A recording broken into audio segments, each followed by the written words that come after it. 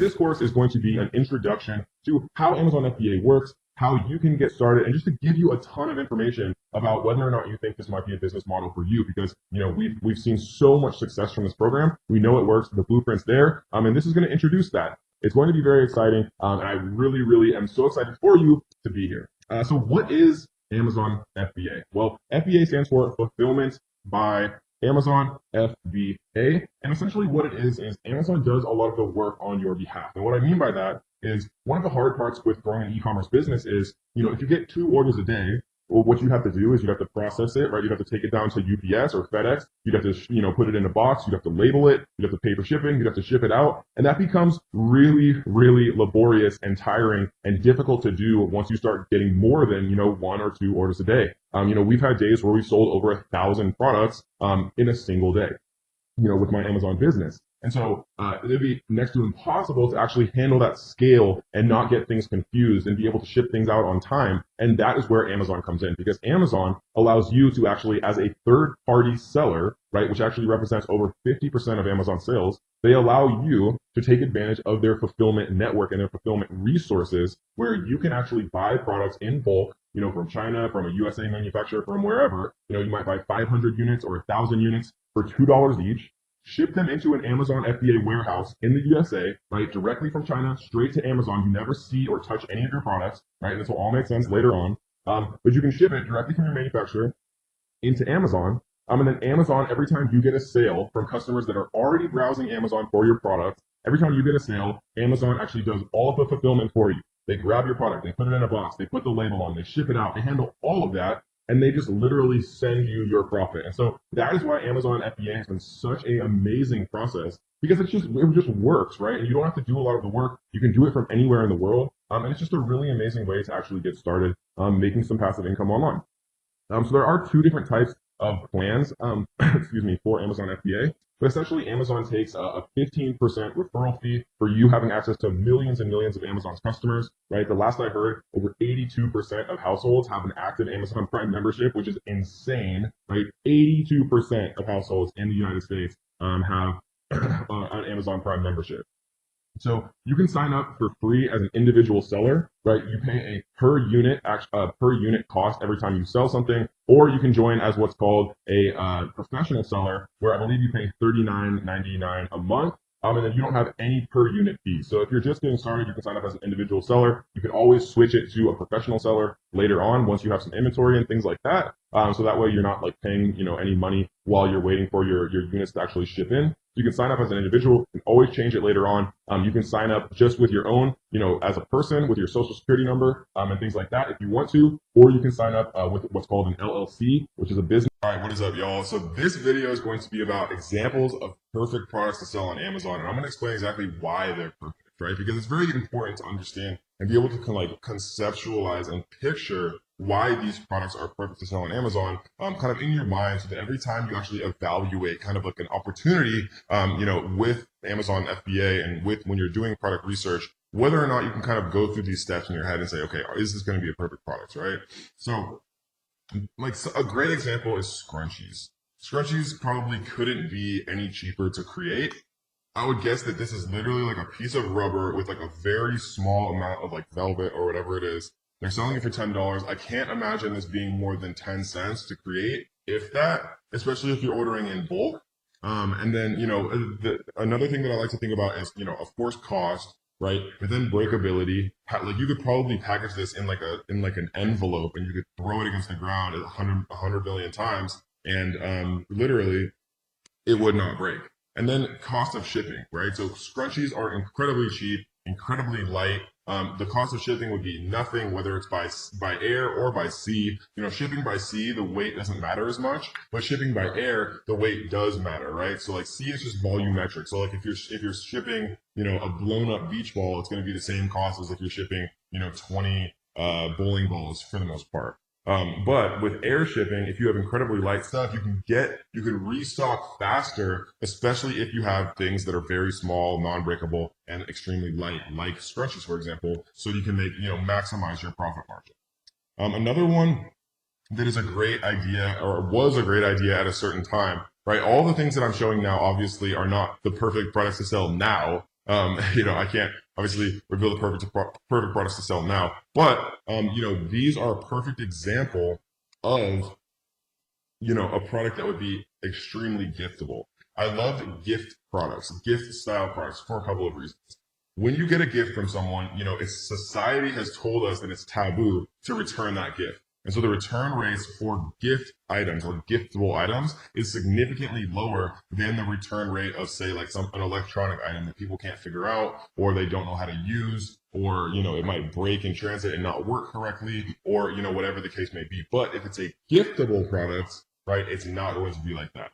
And this is a product that I've actually sold before, Scratch Off World Map, and we were selling like $30,000 or more a day, for all of December last year. And now like the overall kind of niche is much more saturated, and it's, not a great product to get into at this point. But when we got into it, it was an incredible product to get into. And we were selling, just silly numbers, in December, because everyone and their mother and their uncle and their aunt was buying somebody a Scratch Off Map.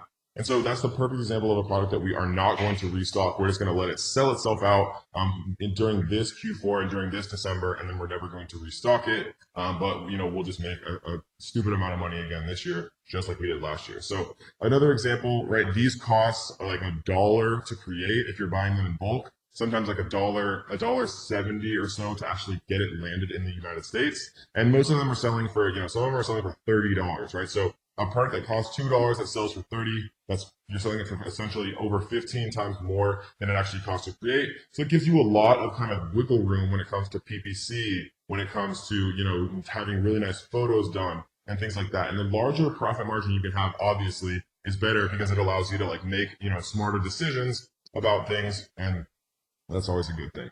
So the ultimate example of the perfect Amazon FBA product at one point, right? It has the passion, it has the love. Right, people are not concerned about price when they're buying a wedding ring replacement, a silicone ring.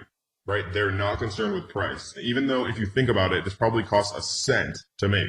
This is literally a tiny piece of rubber. It's not breakable at all. Right, it literally has love and intrinsic meaning and emotional meaning. When people are buying things for their spouse, people that they love, their price sensitivity is incredibly low. This is definitely like a birthday present for dad, or a gift for uncle, or, whatever, I guess a gift for husband, or whatever the case may be, right? And it's literally tiny. You could fit probably 100,000 of these into like a carton if depending on how you packaged it.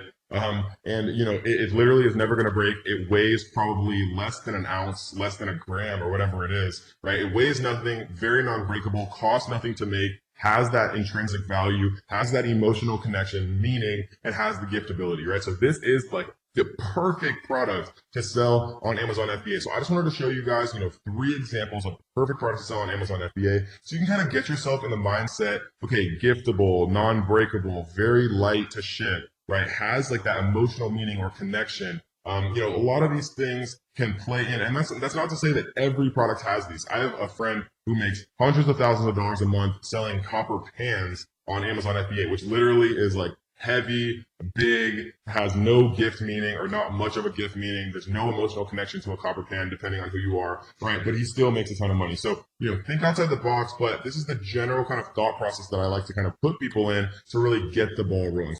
There are a lot of steps in creating any online business, and Amazon is no different. And so we're going to go through the entire Amazon FBA lifecycle. Part 1, where we start, right? The beginning of the whole process is product research. Doing product research, finding a product that has, good revenue, that has between $7,000 and $30,000 a month revenue.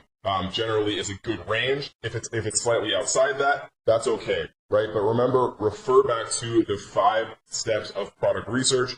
You want to find something with, relatively high revenues, relatively low amounts of actual reviews, so there's not too much competition.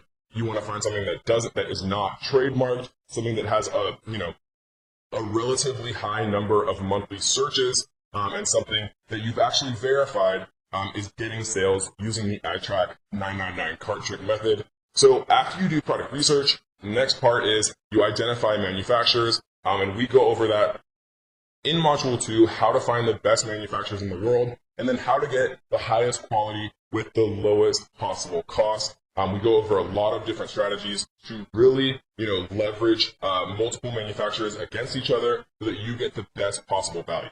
Once you identify your manufacturer, you want to get a shipping quote from your freight forwarder, right? And again, in Module 2, we introduce the best freight forwarders, the cheapest freight forwarders in the world. They're going to take care of your products and actually make sure that they get from your manufacturer into an FBA warehouse safely. Then you want to have your packaging and logo created. Once you have your packaging and logo created, you want to order a sample of your product from the manufacturer that you end up choosing, right? And you want to make sure that the sample that you order is a completed sample, right? That, the manufacturer makes the product itself. They also make the packaging with your logo on it.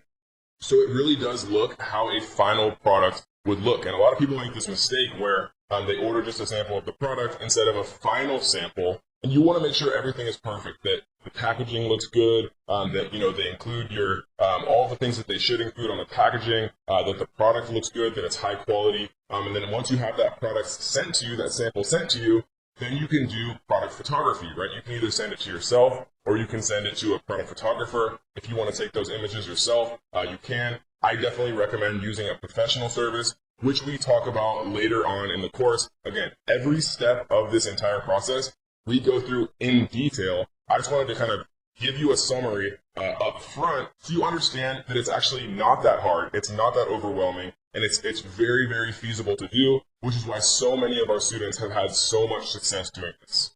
Then you want to create an optimized product listing. So the product listing is nothing more than what you see on Amazon every single day. So once you actually order your sample, get the product photography and create the optimized listing, what you're going to do is you are going to place an order, right? Once you get the sample, if the quality looks good, the packaging looks good, everything looks good, then it's time to actually place an order with your manufacturer. And when you first do that, you pay a 30% down payment. So let's say that, you want to order 1,000 units. The total cost is $1,000 just for, math being easy. Then you would pay 30% of $1,000, right? The total amount that you'd pay is $1,000, but for the down payment, you would only pay $300 or 30% of $1,000. That gets manufacturing started. That gets the whole process started, right? And it's basically you giving a good faith to your manufacturer saying, okay, I'm going to give you 30%. You make it all. And then once it's done and once I've inspected it and once it's all good, then I'll give you the final 70%. So when you place your 30% down payment, you want to make sure that you do that on PayPal. You want to use goods and services, and you want to populate that payment with a credit card. And again, remember, we're going to go through all of this in detail in the later modules. Don't worry at all. We're going to go through everything step by step. I just wanted to give you a holistic look. And then once you get the 30% down payment, they make all the units. And then when the manufacturing is completed, you get an inspection service, right? You can get inspection services for $99, super cheap. A third-party company comes in China, looks at all of the units, makes sure that they're all completely good, that the quality is high, that everything looks perfect. And then once that final inspection passes, then you pay the manufacturer the final 70%, and everything is good to go, right? Once you pay that 70%, you tell your freight forwarder, which is the company that handles all the shipping, that everything's good. The freight forwarder picks it up from the manufacturer in China, and they actually ship it over to the prep center in the USA. One thing that's important to understand, which we're going to explain more in Module 2, is what's called FOB. FOB, right, or FOB shipping, basically means freight on board. If your manufacturer themselves are going to ship the products from the floor of the manufacturer once they're completed to the port in China, then the manufacturer is going to charge you a fee to do that, right? Because they're handling that element of the shipping. If you want to just make it super easy, just tell the manufacturer, no, once the products are complete, my freight forwarder will pick them up from the factory and then take them all the way to the FBA warehouse in the United States. If you'd rather get a freight on board quote, which means that the manufacturer is going to ship them from the manufacturer to the port in China, and then your freight forwarder is going to take over, then you would pay the manufacturer a very small fee to handle that small amount of shipping from the factory in China to the port in China. So once you inform the freight forwarder of the completed order, the product is sent to the FBA prep center, and then there's things like PPC and product giveaways, but those are good things, right? That means that your product is actually selling. That means that everything is going good. That means you're getting your product from obscurity to page one. Using services like Sonbase, using services like Page Oneify, all of which we talk about in the course. And now, congratulations, you are officially an Amazon seller making sales. So yay. Again, I wanted to make this for you guys to make it super simple. Product research, find a manufacturer, get a quote from the freight forwarder to ship your products from your manufacturer to the USA. You have your packaging, your logo created. You order a sample, just make sure everything looks good. Once you have that sample, you have a product photographer take beautiful pictures of it. You create an optimized listing. Once you get your sample, everything's good, then you place an order with your manufacturer. You pay 30% down payment to get everything started. Once your manufacturer is done manufacturing everything, then you get an inspection to make sure all the units look good. You pay the final 70%. Once everything's done, you've paid, your freight forwarder picks it up from your manufacturer in China, gets it to the FBA warehouse in the United States, and then you are now officially an Amazon seller, ready to start making sales. This video is going to be about, should you borrow money to be able to actually expand your business faster? And the answer normally, guys, is it depends on you, right? Like, I'm very responsible with my credit cards. I financed my entire Amazon FBA business using credit cards when I first started. But it depends on you, right? If you're not good at managing finances and things like that, then maybe a credit card doesn't make sense. Maybe it only makes sense to use the money that you currently have. But for most people, right, I think it makes a huge amount of sense to actually use financing and borrow money if you do it in the right way, right? The best way by far to actually do this is by using what's called a 0% APR credit card. So you see right here, the annual percentage rate, 0% intro for 15 months from account opening on purchases. This means that you can use as much of, if let's say they give you a $5,000 limit, that means that they will give you essentially a $5,000 loan for 15 months for $0, right? For zero cost, no interest, literally telling you that for the first 15 months, you can spend 100% of the money that they allow you to have to borrow, right? And you'll pay zero interest. That is a very, very good deal. It's very, very hard to find in the real world. And this is an incredible card also because you get unlimited 1.5% cash back. That means if you spend $100, right, you get $1.50 in cash back, and it starts to add up very quickly as you start to make larger and larger purchases. And you can, do all types of things. You can pay for your product photos with your credit card. You can pay the down payment for your actual product with your credit card. Sometimes you can even pay the 70% final payment with your credit card if you're using PayPal and you work out that you split the fees with your supplier, which we'll talk about in detail later on, right? This is the best possible way to borrow money and leverage yourself in a stronger way when you're actually starting on Amazon FBA, because usually the biggest restriction that I've heard from my students and that people have is availability of capital, right? If you had $10,000, $20,000, you could invest in more products, and the more products that you invest in, if you've done your due diligence, and you're actually putting in work and making sure that they're going to be a good product, the more good products that you invest in, the more money that you'll make faster. That's why I was able to make, over $1,000 a day pretty much instantly when I started Amazon FBA, because I invested in multiple products at once rather than just buying one product and, it taking 1 to 3 months for it to actually arrive in an Amazon warehouse and be able to be sold, right? So I was more impatient. I had a lot of confidence in myself, and I didn't have a course or anything like that. If I had this course, I would have put my whole life savings into products, and I would have made, a 7-figure business in my first 6 months. So this is what I recommend for sure. If you're not in the USA or you have terrible credit or can't get approved for this particular card, right? This is my number one recommendation, no question. That's it, right? If you can get this, do it. Use it for everything. Get a second product, get a third product. Leverage yourself, right? If you're doing your due diligence up front, there's never a reason why more availability of capital would not be a good thing for you, because it just means that you can make more profit. If you can't get the Chase Freedom Unlimited card, it's the best, no question. 10,000 reviews, 4.5 stars, very, very good. If not, right, there's PayPal business loans, fast access to fixed payment business loans from $5,000 to $500,000. There's also PayPal working capital, pay as you grow with PayPal working capital. Basically what this means is as you receive PayPal payments, they take a percentage of those payments and pay it back to the working capital loan. This one is better if you have a pre-existing business and you're taking money in on PayPal. You can take a loan out and then pay it off every time you get a new payment in from PayPal. And so this is a good one if you have a pre-existing business and you're accepting PayPal transactions. Cabbage is another one, right? It's the same thing kind of as the small business loan for PayPal.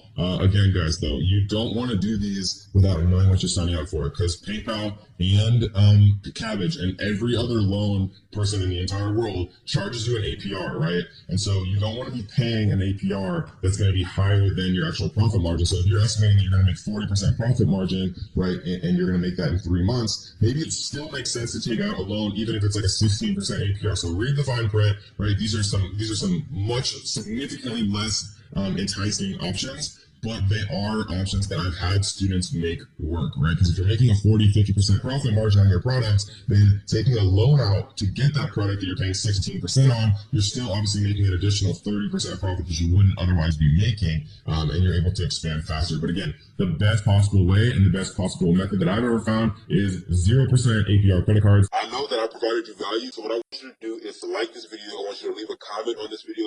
If you guys haven't already, make sure you subscribe, turn on notification bells so that you will be the first person to be notified every time we drop a brand new video.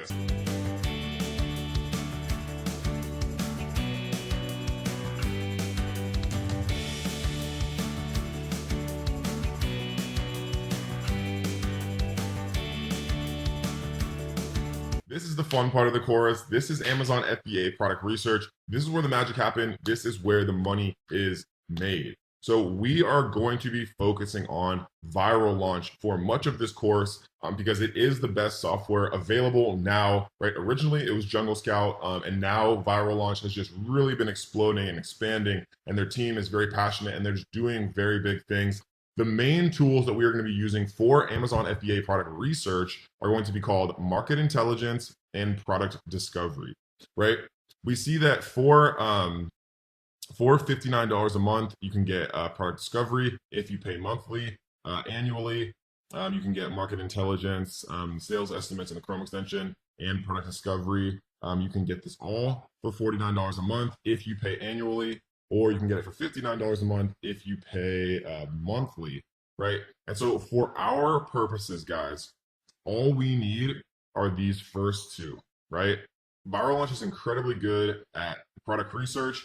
For keyword research and all of this, we are going to save you guys some money, and we're going to recommend another tool when we get to it. But for most of the stuff that we're going to be doing for the entire course, right, as far as product research, photos, a lot of different things, Viral Launch provides the best service. The main things we're going to be concerned with are market intelligence and product discovery. As you can see, you get all of that for the intermediate pricing.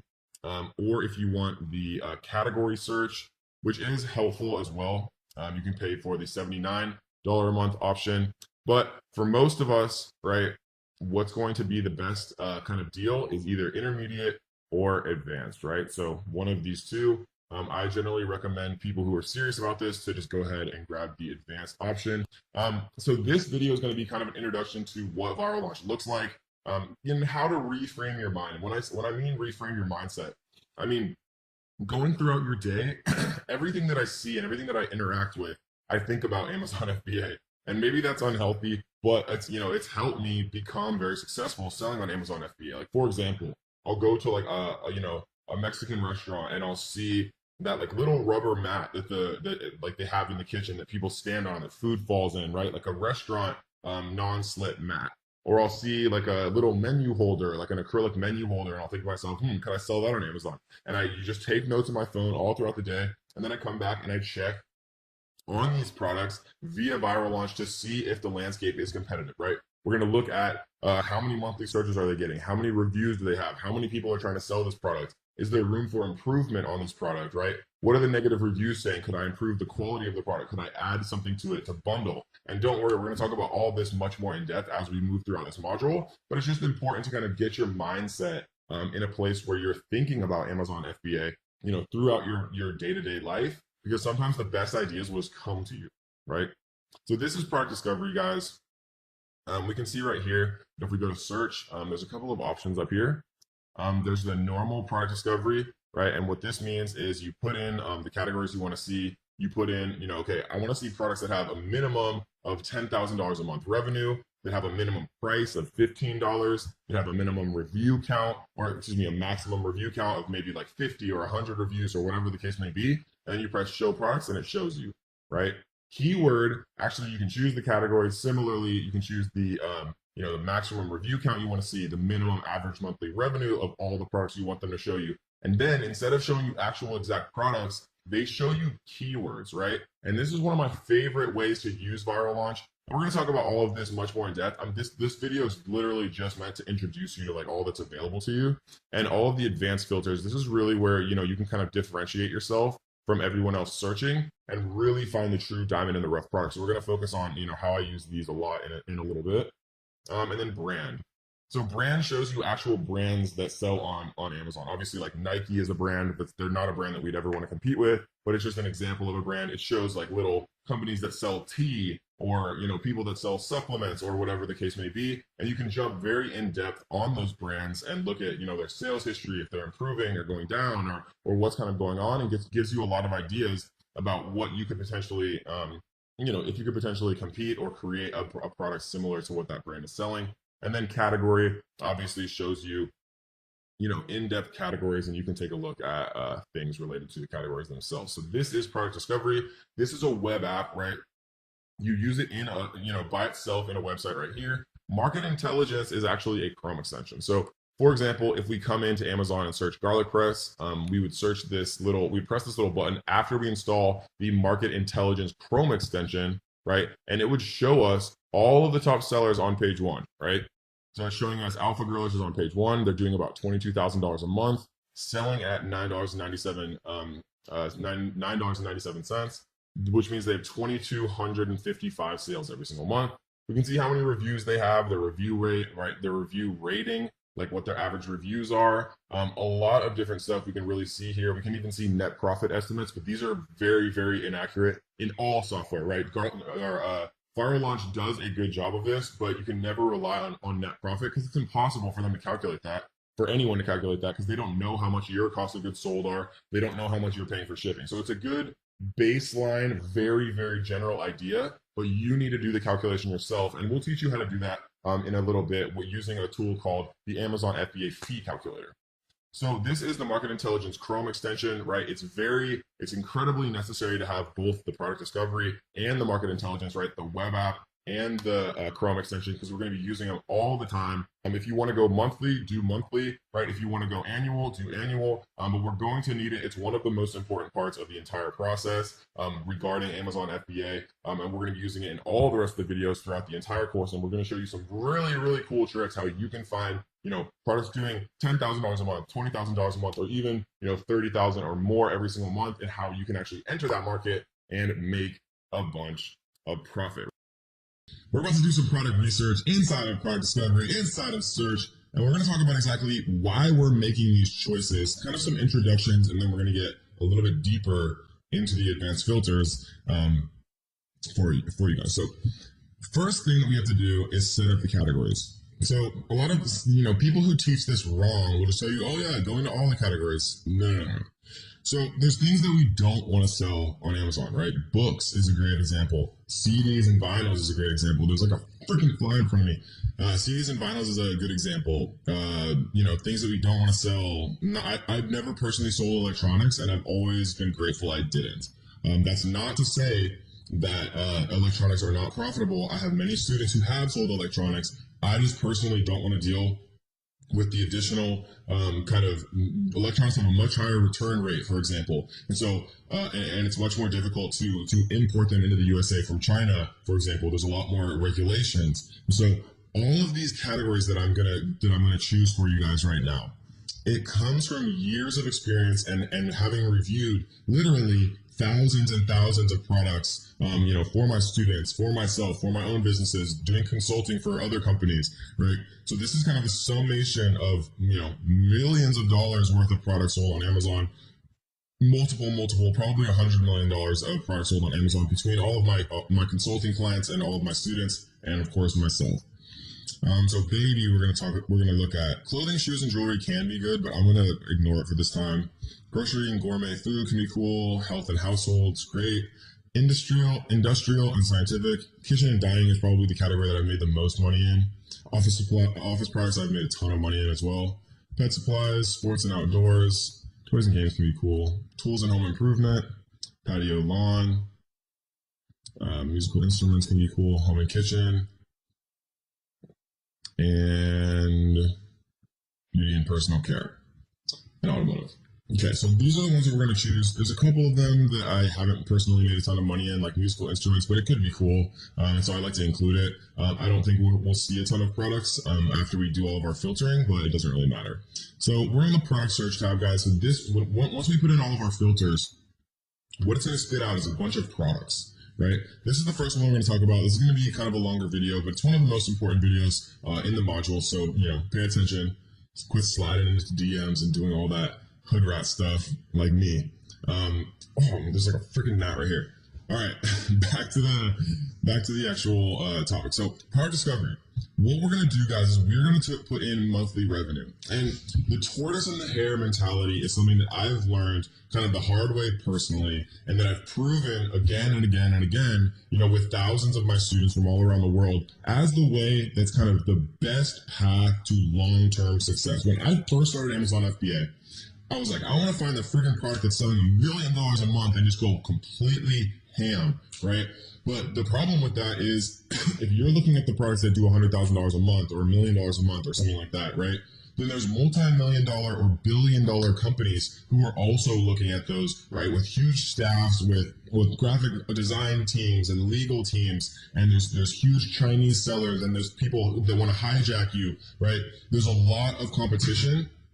And generally, it's not worth it to enter into products that have, $100,000 a month. So I'm not going to come in here and type in 100 grand, right? What I've found is $7,000 to like $14,000 a month per product is kind of the sweet spot, right? And maybe you're saying to yourself, okay, $7,000 a month revenue doesn't sound like that much, right? But when you add a second product, all of a sudden it's 15 or 14 or whatever it is, right? And when you have 10 products, all of a sudden, the minimum would be 70 grand a month. And then now it starts to sound much more appetizing, because I don't know about you, but 70 grand a month sounds like a great, thing to me. And that's very, very possible to be able to launch, 10 products for $7,000 revenue, or even 14,000, and then we're looking at $140,000 a month. So it scales very quickly when you add, multiple products to your portfolio. They're all independently profitable.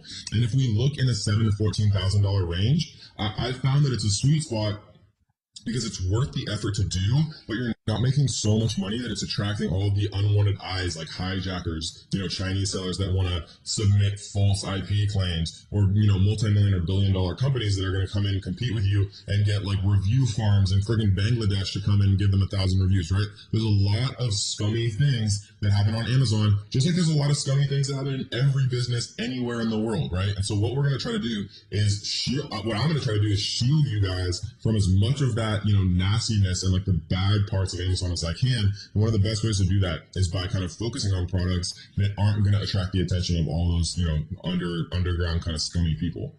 So we're going to look at 7,000 and above. What I've found with Amazon FBA is, because of Amazon's fee structure, right? They charge a referral fee, which is 15%, and then they charge an FBA, a fulfillment fee, right, to pick and pack and actually ship your product out.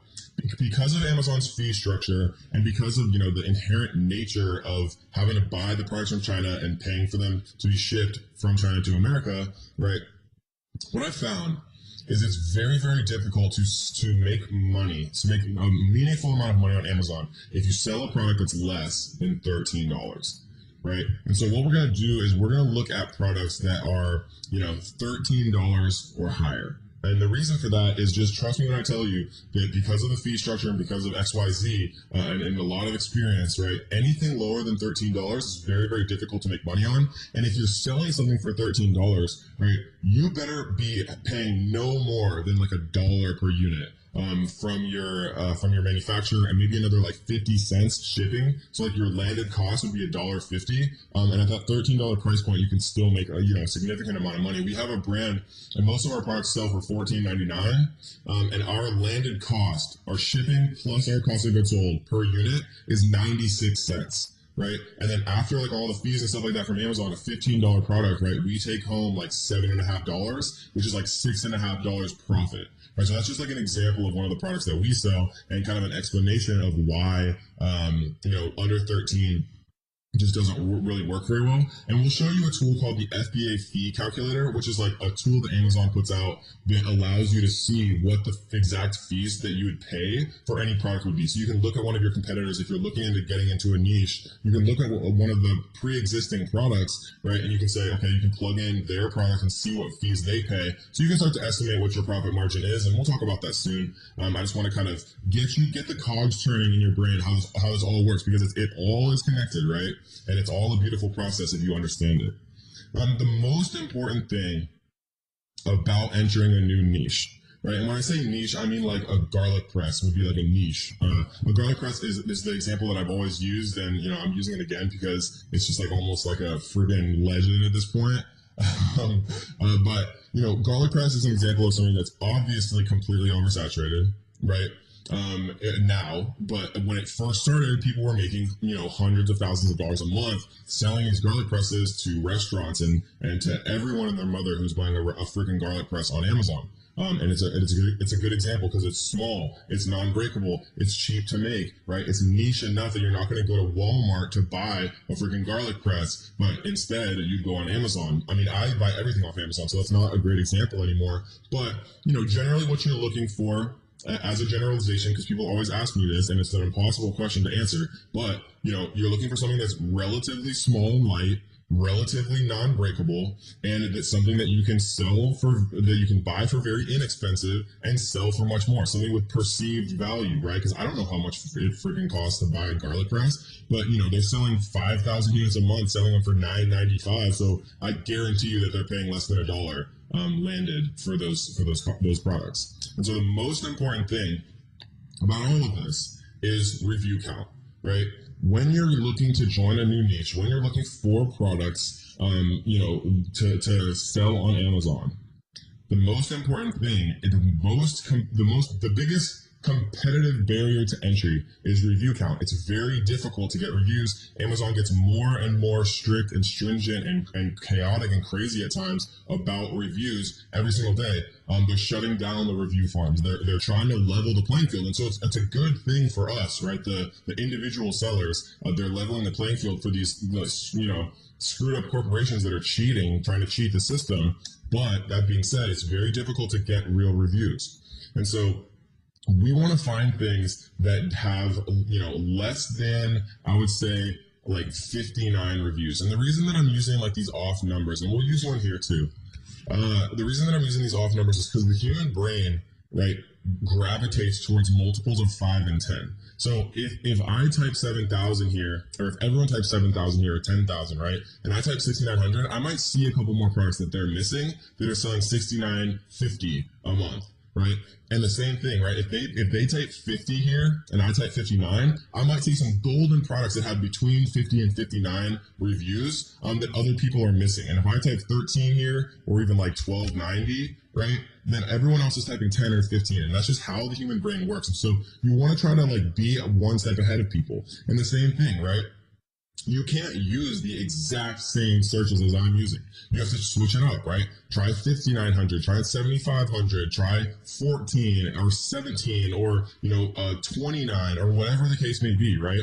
Product research takes time, and whoever goes the deepest down the rabbit hole, right, the deepest down Alice in Wonderland's rabbit hole of product research is going to win. It's simple, right? It doesn't take 5 minutes. This is a business like anything else, and you have to actually put the work in, and you actually have to grind through the product research portion to find a super diamond in the rough product. But by the end of this module, you'll have all the tools you need to feel extremely comfortable from a due diligence perspective that the product that you're investing in is going to be a winner, right? We're going to give you all of the tools to evaluate the landscape, to look at Google Keyword Planner, to look at Camel, to look at, all of these different tools, to look at historical BSR, to look at iTrack 999, right? Things that we've learned before and things that I'll teach you in the next few, hours or minutes, depending on where you're at.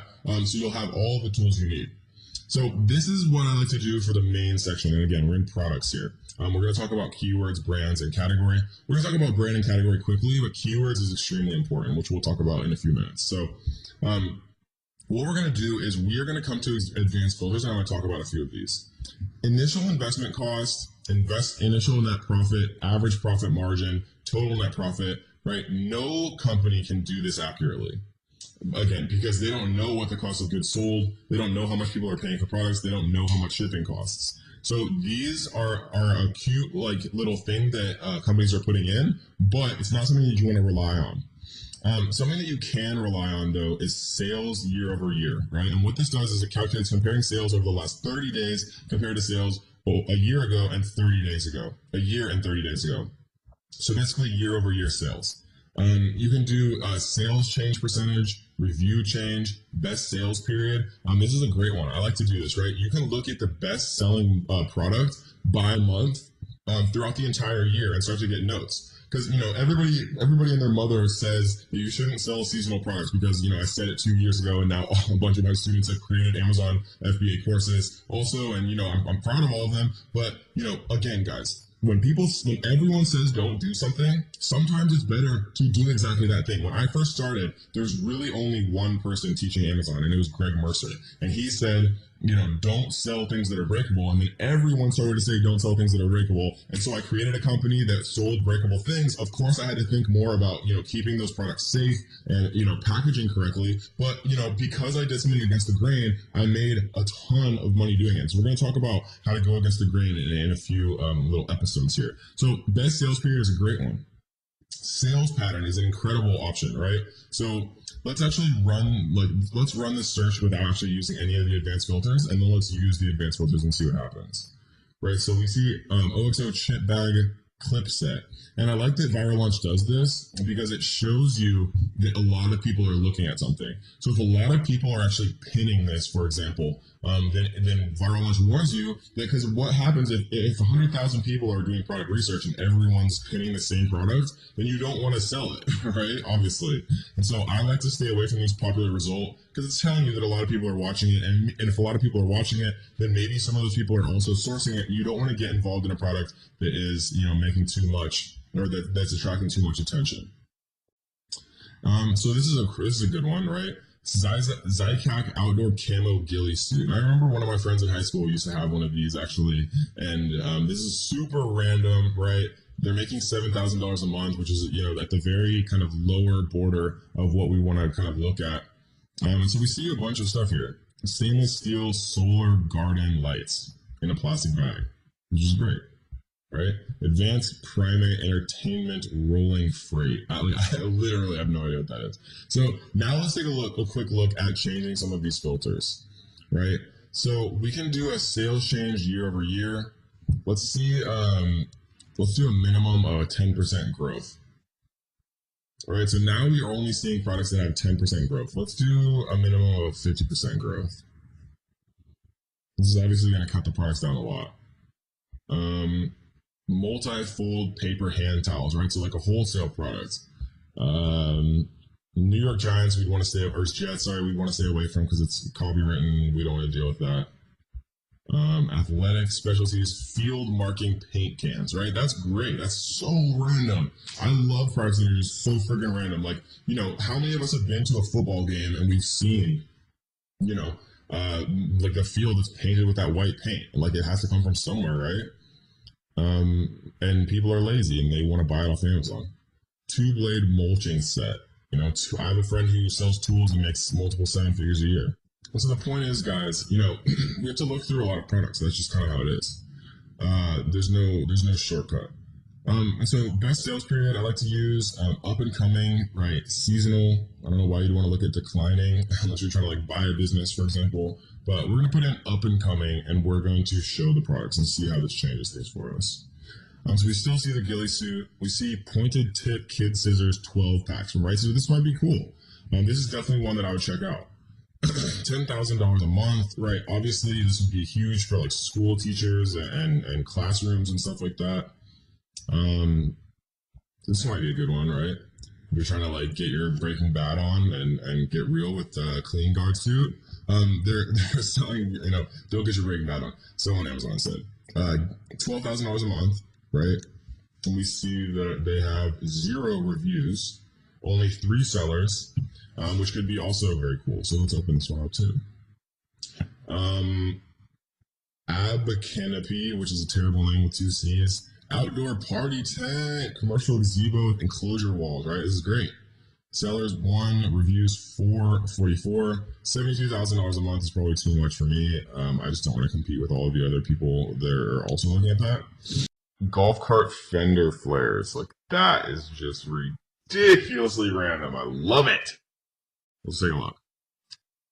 Warning popular result, rectangular ottoman.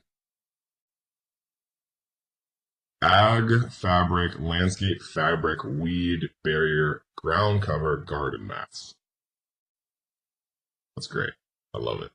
Love it. I'm in love with it. I actually just bought some of this. This is crazy. $8,000 a month revenue, 7 reviews.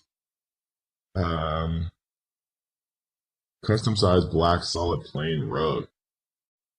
Sanitizing granular. Yo, I literally just bought this too. This is crazy. But yeah, this might be an interesting one, right? I just bought this. I just bought the thing up above too. Solar swimming pool heater complete system with roof kits. Right, and this is selling for $1,200. So this might be a good one once you kind of have established your Amazon business, once you have a little bit more capital to play with, right? Because people that are just getting into Amazon FBA are never going to invest in a product that's this expensive, right? The most expensive product that I personally sell is like $350. That's not because I wouldn't sell more expensive ones. That's just what I've gotten into so far. So there we go, guys. That is how you use product discovery, right? This is how you use the categories. These are the ones I recommend. This is generally how I play around with things, but test it out, right? Put 8,900, put 7,750, put 11,375, right? And play around with this too. Put 29 reviews as the max. Put 1 as the minimum, so you don't want like a brand new product that has 0, right? Put this at 27, or put it at 33.75, right? Play around with this stuff. Because the more people who play, the more you play, the more you win, right? Don't be the 99% of people that only go through this once and get overwhelmed, right? Be the 1% who goes through this an hour a day for a week. You find 25 awesome products, right? You put them all into an Excel spreadsheet. You eye track all of them, right? After you've done your initial research, and then you cut that list down to like 5 of the super winners, right? Over a week. And then you invest in all 5 of those products. And then once you get in stock with all 5 of those, you've done your proper due diligence, right? You've looked at all of the things that I'm about to teach you in this module, and everything looks good. That's how you become a super winner quickly with Amazon FBA. So let's take a quick look at these Fiskars J-pointed tip kids scissors. Let's take the main keyword here, which is obviously kids scissors. Maybe pointed tip kids scissors. Let's try that. And let's type it in. So we see there's a number of different things here. Let's take a look at the overall niche, right? Because a step that a lot of people miss is they'll just look at one interesting product, but they won't look at the whole landscape, right? We haven't seen this landscape. We don't know what the reviews are like. We see that this product actually is pretty good, though, to be honest. We see that the review quantities are quite low for the main page 1, right? We see that there's a lot of people, right? 10 grand a month with 29 reviews. $4 grand a month with 23 reviews, $7 grand a month with 46, right? $37,000 with only 115 reviews, multiple different 10,000 or 10,000-ish dollar sellers with around 100 or less reviews, which is very, very good, right? And so this is definitely a part that we would take a closer look at. We'd look at Google Trends. We'd look at Camel. We look at the BSR. We'd look at, our keyword tool. That we're going to go through all of this in future lessons in this module. But it's just important to start thinking, okay, I want to get as much info from as many different sources as I can so I have the full picture, right? I'm not just looking at one product. I'm not just trusting Viral Launch. Viral Launch is the best piece of software for product research, But you should never just trust one piece of software. We're investing our money into this. This is our livelihood, right? We have to look at all the data available and then make a decision from that data, right? Not get emotional, just be data driven, and that's how you win. Huge, right? So I would definitely take a closer look at pointed tip kids scissors. So let's take a look at this one. This main keyword is probably chemical spray protection. I guess. Let's look at all departments. So here we go. Let's take a quick gander.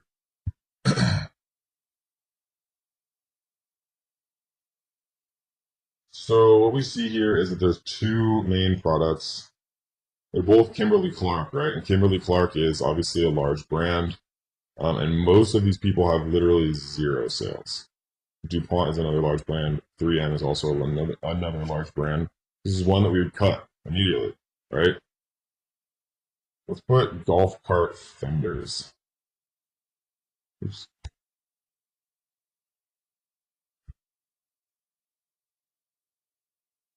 Golf cart fenders. I cannot believe this is a thing.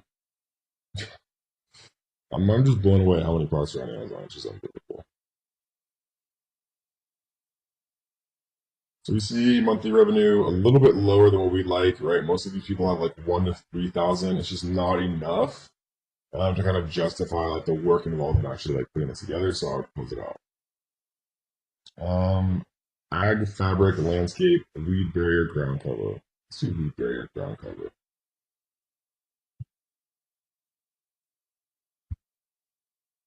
Let's take a look.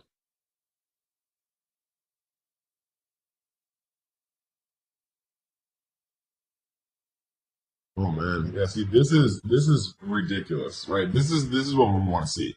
Bunch of random people here. Like I don't see like friggin' Nike in here. And we see the review quantities are all very very low, right? And we see that the monthly revenues are all in a very nice range, right? Between 10,000, 11,000, 8,000 with 17 reviews, right? 18,000, 7,000, 6, 10, 14, right? Lots of very low reviews with very high monthly revenues, and with a product that you can differentiate and add value to. Like look at how bad this picture is. I can't believe it. Like you can see the pixels in the word heavy duty. And that's put a smiling baby playing with the weedless garden with his mom who's beautiful, like smiling, and like put like a big at least something, like give me a break. Like this is the worst picture I've ever seen in my life. Seriously, no, it's number one. And $78. Big disparity in prices here. Only two left, so they're stocking out, right? Eco-friendly. This guy's trying at least, but this also looks like crap. But this is a perfect example of a product that we'd want to look very, very closely at and move quickly on. 291 results is nothing. Anything under 500 results on Amazon is nothing, right? Because with this course and with the knowledge and the tools, and the huge discounts on all of the software and launch, methodologies, you're gonna have such a massive advantage over anyone else, right? Over anyone who's not in this course, you're gonna have a massive advantage over them. And I know it might not seem like that, but I've seen hundreds of thousands of people. I've interacted with hundreds of thousands of people on YouTube in my Amazon group that has close to 100,000 members in it, and I've seen the differential in knowledge of people who've taken my course and people who haven't, and the differential of their success is incredible compared to people who haven't. So you have a massive, massive advantage. And when you see a right product like this, or you should know and have the confidence that you're going to do the due diligence correctly, and then you need to move quickly and invest in products that you see that are ripe like this, so you can make it to market first and start to build that review competitive barrier to entry to additional competition. So these are definitely two that we would take a very close look at. So that, guys, is product, right? We'll go through these ones really quick. I'm just going to show an example because I don't use brand and category that much, but we're just going to go all. We're going to do brand. We're going to do success level top 1%. And we're going to show the brands. So we can see Jellycomb for electronics, JJ Cole. And what you can do is you can do the full analysis where Viral Launch shows you all this stuff: year-over-year sales, average price change, average sales price, fulfillment, how they fulfill, whether it's fulfilled by merchant, shipping from their house or their own factories or manufacturer or fulfillment centers, or if Amazon's doing it. We can see all types of stuff here. That's pretty much how brand search works. I don't use it very well. I don't use it very much because it's not a mature part of this software yet. It's an incredibly complex piece of, to evaluate entire brands across Amazon is incredibly complicated. But just because I haven't used it successfully or found a lot of success with it doesn't mean you can't. And there's actually a very, very slick little trick that we're going to talk about later on when we talk about a trick that I like to use to look at people's storefronts. We'll talk more about brand. Category, we're actually not going to touch on because I've never had much success with it. But again, play around with it if you want. It's just not something that I personally use. And then keyword. So keyword is incredibly important. What we're going to talk about with keyword, I think is probably the easiest and fastest ways to find products inside of Viral Launch and really make it work. So what we're going to do is keyword phrase or keyword match, specific keyword and phrase filter. We're not going to use this, right, because we want to see everything. Average monthly revenue, we're going to do 6,750. Average review count, we're going to bring this up to like 37. Minimum price, we're going to do $12.75. And we're going to show keywords, right? And the reason that keywords is more efficient is because if you notice, right, when I did products, let's say that we found like the scissors, the kids pack of scissors. For all I know, when I see that product, there could be one diamond in the rough seller who's making a ton of money selling those kids scissors, and then everyone else in the whole niche has 5,000 reviews and are selling for $10 less expensive. And that specific kids scissors set was just like on the Ellen show or something like that, right? You don't know the whole picture until you see the landscape of the actual highest trafficked keyword, right? And so that's why I actually went and copy and pasted, okay, kids scissors with like the non-pointy tip. I forget what it was called, but I took the main keyword, searched it on Amazon, right? Pointed tip, kids, scissors, and then I ran the market intelligence Chrome extension to see the landscape of the entire thing, right? Not just one seller. I want to see that everyone has consistent revenue. I want to see that everyone has relatively low reviews so that I know that when I enter the overall niche, right, or keyword in this case, that I'm going to be safe. So let's actually show some keywords here. We're going to keep all of this, the advanced filters off for now. So if we show keywords here, it's going to bring up actual like product sets for us. And you'll see how powerful this is in a second. Wine preservation opener, popular result. Eco-friendly party supplies, slime making kit for kids. Right, I have a student who got into the slime making kits, months and months ago, and he made a friggin' fortune. But it's important to know when to get out, right? It's the same thing with fidget spinners, for example. Like the people who got in when we got in at the right time, people were making thousands and thousands and hundreds of thousands of dollars. But then the people who were stupid and reordered these massive quantities, right, as everyone and their mother started to sell fidgets on Amazon, people wind up with tens of thousands of unsold units that they just have to get rid of, and that's very costly. Benoit Kegel balls, blackhead extractor vacuum. Let's check this out. I'm gonna view this one on Amazon. See, this is great. Like, what the heck is this? I'm trying to vacuum out some blackheads on Amazon. So we see absolutely insane numbers here, right? 50 grand a month, 50 grand a month, 20 grand, 43 grand, right? It's electronic. This is not something that I personally would sell. But, if you like to live dangerously and you're okay with, if you're okay with dealing with the additional kind of complexities of selling electronics on Amazon and importing them into the USA from China, then this could be a very, very good product, especially if you make it to the market fast. This is not a product that I would personally sell because it's just too flashy. I don't want to attract. I like to just, print money while I sleep and not have to worry about all the like crappy parts of Amazon, which is why I go after, the less expensive products. Or excuse me, the products making less revenue per month. And then I just continue to add products to my portfolio. And, it's the tortoise versus the hare, right? I'd rather be the hare in this case. And the hare doesn't mean that you're doing this all slowly. It just means you're not going after the $1 million a month or the $100,000 a month product like everyone else is, which means you have much less competition. And, it's just a much more kind of long-term oriented mindset. Let's look at eco-friendly disposables. So these are disposable cups that don't like mess up the environment, I guess. We're at $27,000 a month. We see a ton of sales here. This is probably a little trendy, I would say, because like eco-friendly kind of like goes in and out of popularity. But this is definitely something that could have long-term appeal if you created like a brand around like eco-friendly, forks and knives, eco-friendly plates, eco-friendly napkins, all of this stuff, right? People are becoming more and more environmentally conscious, and obviously we do see some crazy sales numbers here with relatively low reviews. So this is definitely one that I would take a look at.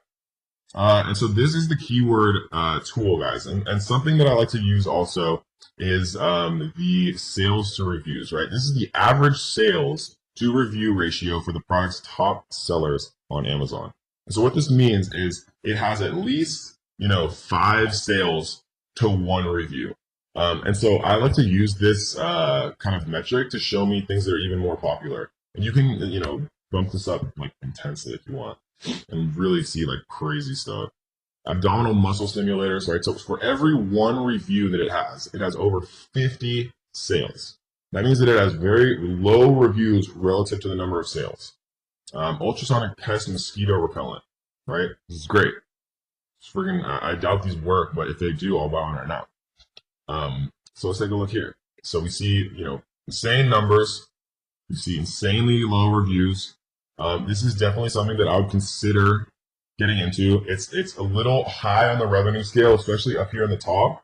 But we do see a lot of like 7,000, 11, 16, 12, right? These are the numbers that we're looking more towards. So maybe we don't try to like outdo these $45,000 a month guys, and we just like settle on page 1, settle in, cement our spot at that like 14 to 15 to $16,000 mark. And then we let these other guys kill each other for position 1, and we just, profit quietly in the background. That's what I try to do all throughout my Amazon career, is just profit quietly in the background by myself. Everyone leaves me alone, right? And I'm, in my mind, the truest winner. Like, I don't care if I'm making 50 grand a month versus 15 grand a month if I don't get my listing hijacked by 20, Chinese sellers every day, and I'm like stressed out, or people aren't like submitting false IP claims saying that I sold their pictures when it's not true, because I was first, right? I like to be quietly in like 4th or 3rd place than like loudly in 1st, and that's just how I've always operated on Amazon, and it's done me very, very well. So play around with the advanced filters, guys.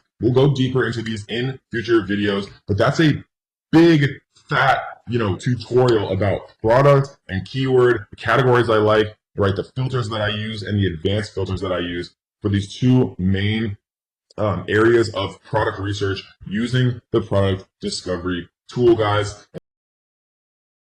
Let's get into Seller Central, guys. This is where the magic happens. This is where all the money is made with Amazon FBA. And it does look a little bit overwhelming at first, but I promise you guys it's actually not that bad. And we're going to go through all the things that you're going to be able to need, that you're going to want to need most. You don't have to have your Seller Central name the same as the name of your LLC.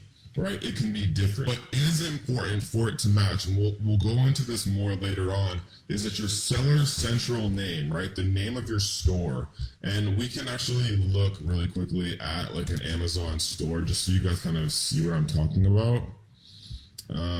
So this is what an Amazon store is, right? Let's just type in malls.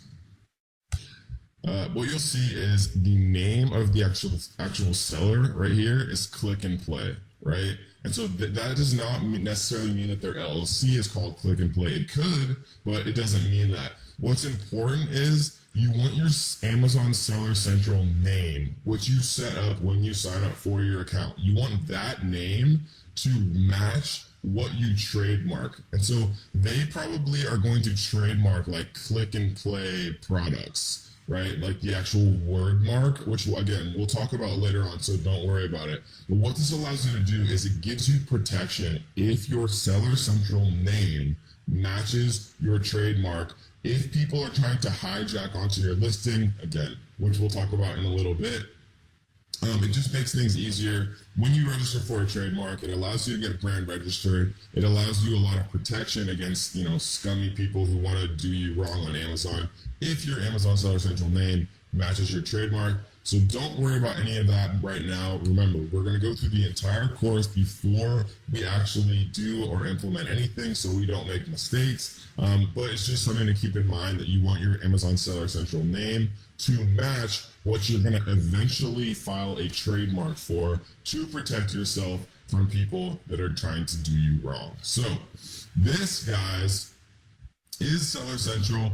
This is actually a live account that I used to have. We had a couple of test products in here. This is going to be the Seller Central account that is actually going to be used throughout the entire course. So we see that we actually have some stuff live here. We're selling a conversion ping pong table set, which actually does incredibly well. We're selling a 24-inch round color spinning prize wheel, and we're selling some Moscow mules and some other stuff that are out of stock. And so this is Seller Central, guys. This is what you're going to see every single time you do log in. And so most of the stuff that we're going to be using, guys, is in the manage inventory right here, right? This is where you add products. This is where you add variations. This is where you do a lot of stuff that we're going to talk about a little bit later on. We don't often use this pricing dashboard because you can actually just set the price in the edit screen, which is how I do it myself and how I teach people to do it. Orders you don't really use as often. This is more for what's called FBM, right? Fulfilled by merchant. If you're actually like shipping out like handmade towels or something from, wow, my examples are so bad. If you're shipping out like handmade pillows from your house, right, and you're shipping them out one at a time, then you might use managed orders more often, or if you have to deal with like customer service and stuff like that. But this is more so for FBM, which is fulfilled by merchant. We are all doing FBA, which is the much more scalable option, right? Because if you FBA stands for fulfilled by Amazon, and so what that means is if you sell 1 unit a day or you sell 1,000 units a day, Amazon will fulfill all of those for you. You don't have to go to FedEx or UPS and actually package all of this stuff yourself. And so we're not going to use orders too much. Advertising and inventory are definitely the two things that you're going to use most often. We're going to talk extremely in depth about the advertising section later on in the course when we actually go into marketing. We're going to talk about how to sell things via Amazon's internal platform, Amazon PPC. All right, we're going to talk about how to sell your products on Amazon with Instagram. We're going to talk about how to sell your products on Amazon with Facebook ads, the best way. We're going to go super, super deep into marketing, and we're telling you everything that you possibly need to know about that. This is just meant to be kind of a introduction to Seller Central, just so it doesn't look as overwhelming, right? And then obviously you have some reports here, which we're going to talk about later on, and then performance if you ever have any issues like with your account or claims or anything like that. And so that, guys, is the overall kind of little tutorial. Really quickly, I want to jump into the edit section because, again, this does look a little bit overwhelming for people when they first start out, but it's actually not that bad, right? So this is where you put your title, very simple. This is where you put your manufacturer, your brand name, things like that. If you have any variations, but variations aren't available for this category, this is where you set your offer. If you want to put a sale price, right? If you want to say, well, it's normally $250, but we're going to have a sale price of $199, right? So Amazon would throw a strike through here, and this would be the final price that your customer would pay. Most of this stuff is inapplicable to these type of products. Like if you're selling things with lithium-ion batteries and things like that, or if you have applicable dangerous goods regulations, right? But that's obviously not applicable for a ping pong table. This is where you put your images, very self-explanatory, obviously. Your description, right? These are kind of like the bullets that show on an Amazon listing and things like that. And so this is where you put search terms and things. And that's pretty much it, guys. It's very, very simple. And most of the time that we spend in Seller Central, again, will be in the inventory section and in the advertising section. So that is your overview for Seller Central, guys. All right, guys. I hope you're ready to learn. I hope you enjoyed Module 1. I hope you just got absolutely flooded with good ideas on how to find your first profitable Amazon FBA product, because in this module, we're going to be teaching you how to find the best manufacturers in the entire world to actually create your product, right? Because the relationship that you have with your manufacturer will be one that is either very good or very bad. And I'm going to teach you how to guarantee, at least as much as it's possible to do, that your relationship is going to be a good one with your manufacturer, right? So this, guys, is Alibaba. For those of you who've never seen this before, welcome. Alibaba is a massive, multi-billion dollar company created by Jack Ma and a bunch of other people. This is most of the things that you see in your house right now. Most of the things that you're probably wearing on your body were made from manufacturers that are listed on this site, right? This is basically like a massive directory of manufacturers, most of which are based in China, but there's also like Alibaba Vietnam and like Alibaba India, and lots of different kind of versions and outfits of Alibaba, because like I said, like they're mainly like a directory of manufacturers that can pretty much produce anything. So, you could do Alibaba Vietnam, Alibaba India, but most of the time I just use normal, good old fashioned Alibaba.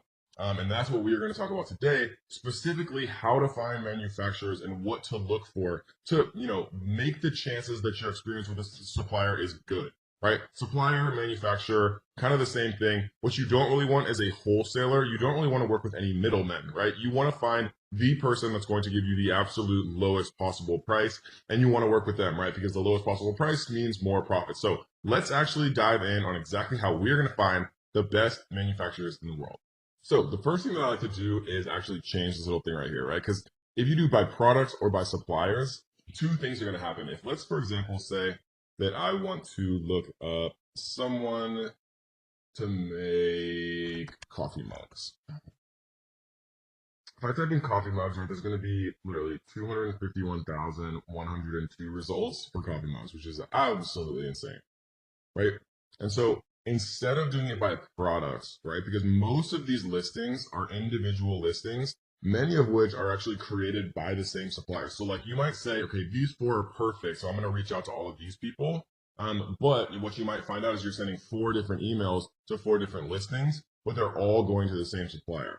So what I like to do instead is never ever choose wholesaler, just choose supplier, coffee mugs, and type in search, right? And now instead of 251,000 results, there's 1,902 suppliers, right? It makes it much easier, and significantly it'll save you a lot of time kind of doing it this way, rather than kind of wasting your time and sending 251,000 emails. This video is going to be about how to actually ship your products from China directly to the manufacturer inside of an Amazon FBA warehouse in the USA. And so how you actually have to do this is a little complicated at first for some people, but if you actually think about it logically, it makes a lot of sense, right? Because what ends up happening eventually is you need to have a barcode to send to your manufacturer to actually create like a little sticker and put it on each box so that your inventory is completely ready to be scanned in by Amazon when it actually arrives. Because you're never actually getting the inventory. Like they don't ship it to you and you ship it to Amazon. Your manufacturer ships it straight to Amazon. And trust me when I tell you, you want it that way. And so in order to actually ship your products from China to the Amazon FBA warehouse directly, you have to have like all of your barcodes and things kind of figured out. And then you basically just send your supplier an email, with the carton labels and with the UPCs to actually put onto the product itself. And so how we're going to do this is we're going to go to add a product, and we're going to create a new product listing right here. And let's just use the example of a coffee mug. We're going to choose coffee mugs right here. And it auto-populates this little thing, this little kind of, template menu thing, vital info, right? Product ID. So there's a couple ways to do this. There's a way to do a GTIN exemption that we're going to talk about just briefly if you don't want to do UPCs, but most people do UPCs, right? So there's been arguments and controversy for literally like a year or more about whether or not you're supposed to use what's called GS1, which is Amazon's officially recommended UPC provider, but other people use other things that are significantly cheaper, right? And so if you see GS1 right here, 1 through 10 is $250 plus a $50 annual fee. So for 10 UPCs, and UPCs are just barcodes that every product has, right? Universal product code. So it's like $300 for 10 here, or if you use a different one, for 10, it's $37 instead of 300, right? And so, you know, basically the summation of all of this controversy and what everybody's talking about is Amazon tells you when you try to create a product listing, like here, I'll use a UPC, and this is just the UPC that I bought from Nationwide Barcodes, right? From the much cheaper version. When I paste it in here, it says the validity of a product ID is checked against the GS1, GEPI, and ISBN databases. If your product ID is not registered with GS1, then the linked ASIN will be suppressed, and it may result in removal of your product creation privileges, right? And so this is basically a warning that says not to do it and that you should use GS1. If you want to err on the side of caution, right, use GS1. I personally still use Nationwide Barcode because I have, a bunch of them that I already bought, and it's literally like 10 times cheaper for Nationwide. And Amazon still allows me to create product listings using Nationwide barcodes, the cheaper barcodes, right? And I think it's very, very unlikely, personally, right, that Amazon is going to go and retroactively, mess around with listings that have used Nationwide or any of the other millions of UPC services, because it would just destroy their catalog. But if you want to err on the side of caution, right, then just get GS1 barcodes directly and pay the $300 and for 10 UPCs. And then, in the grand scheme of things, $300 is not that much money for, the ability to list 10 UPCs. Or if you want to save a little bit of money and, live on the wild side like me, then use nationwidebarcode.com. And these are actually purchase barcodes for Amazon. So if we come to the actual site itself, then you'll see barcodes for Amazon right here. And then it says the pricing right here, and you just choose how many you want, and that's it. So it's pretty easy. So the safe way is GS1 for 300. A little bit less safe way, but the way that I personally do is Nationwide barcodes for 37.50. And I'll continue to use Nationwide barcodes until Amazon literally does not allow me to create a product listing without using GS1. If they ever force me to use GS1, then because at the time of making this video, you can still use and create Nationwide barcodes. We're doing it every single day, but Amazon may eventually, right? And I want to make sure you guys always know what to do. Amazon may eventually force you to use GS1, and then you'll just have to pay the more expensive price. Or, if they force you to use GS1 and you don't want to pay the more expensive price, you can research what's called a GTIN exemption request. We're not going to go into that because most people don't need it. But if they force you to do the GS1, you really can't afford the GS1, then just Google search or YouTube search how to do a GTIN exemption. It's a little bit more complicated, but it's a way that you can avoid paying the GS1 pricing if you really don't want to. Okay, cool. So we're gonna make this. We're just gonna say coffee mug for mom. We're gonna say the brand name is Coffee Mugs, Z's.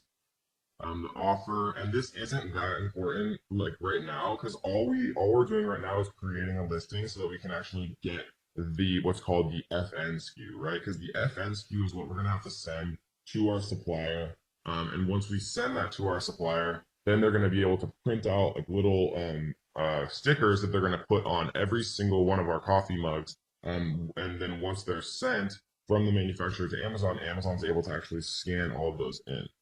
Right, so we're just gonna put 1999 here. We're gonna put new.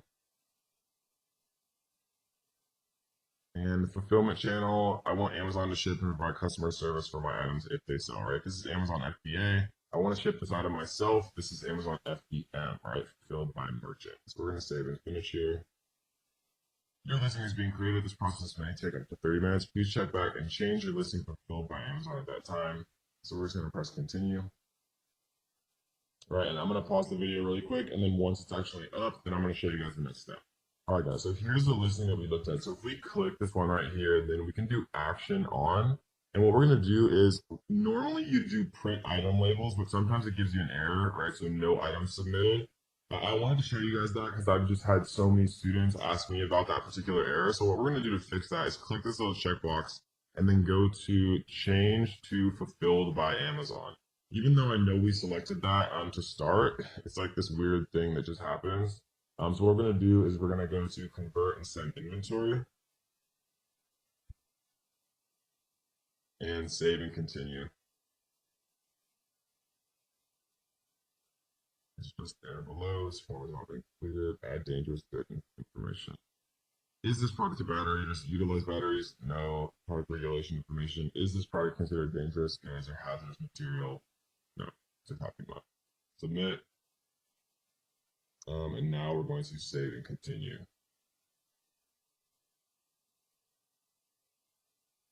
So now what we're able to do, right, and we're going to actually go back into inventory because I'm going to show you guys how to actually send inventory in a second, because this is how you get what's called your carton label. So two things that you need to send to your manufacturer at the end of the day are your FN SKU, right, which is basically just like a little barcode like you see on any products, right? That's one thing. The second thing that you need to send is called the carton label. So let's say that you have like 100 coffee mugs. Each one of those 100 coffee mugs is in a little cardboard package. It has a little sticker with the UPC on it, right? And then let's say that 100 of those fit inside of one carton. Then you'd also need one carton label. So you'd have 100 little FN SKUs all printed on the box that the coffee mug is inside, right? All 100 all have their own little sticker. And then all of them are inside one carton, and then that carton has a carton label. And we're going to show you how to do both of those right now. So what we're going to do is we're going to print item label. And what we're going to do is go to print item labels right here. And so this is going to download something. And so we're going to send this to our manufacturer. And this is the little barcode right here that allows Amazon to actually scan this. So we're going to save this to our desktop. We're going to call this coffee mug FN SKU. And this is one of the two things that we need to send to our manufacturer. This is what goes on each individual cardboard packaging for every single one of our products. And so the next thing that we're going to do is we're going to go back to inventory here, and we're going to we're going to click this little box, and we're going to go to send replenish inventory. And this is going to open up the workflow for actually creating carton labels and telling them, what's going on with the shipping plan. So the two different things here, and I want to actually bring this up. Individual products, if your shipment consists of individual items with different SKUs and in different conditions, it's almost never individual products because it would be very strange to put different products in like the same cartons and things like that. Case pack products, if your shipment consists of cases previously packaged by the manufacturer that contain identical items with matching SKUs in the same condition, excuse me. So we're going to click this and we're going to go to continue to shipping plan.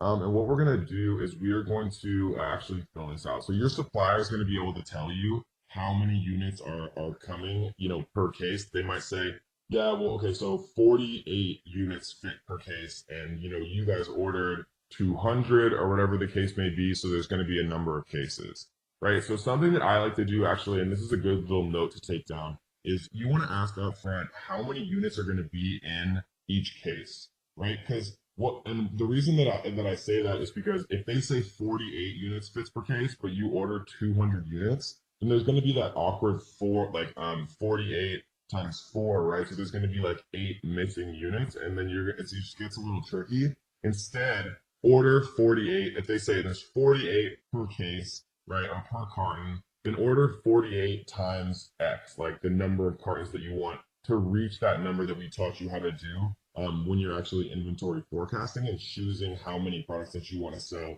to be able to sell, and factor in giveaways for that 90-day or that 3-month period. So let's just assume that they said there's 48 units per case. And let's say that we wanted to buy, 48 times 4, then there would be 192 total units here.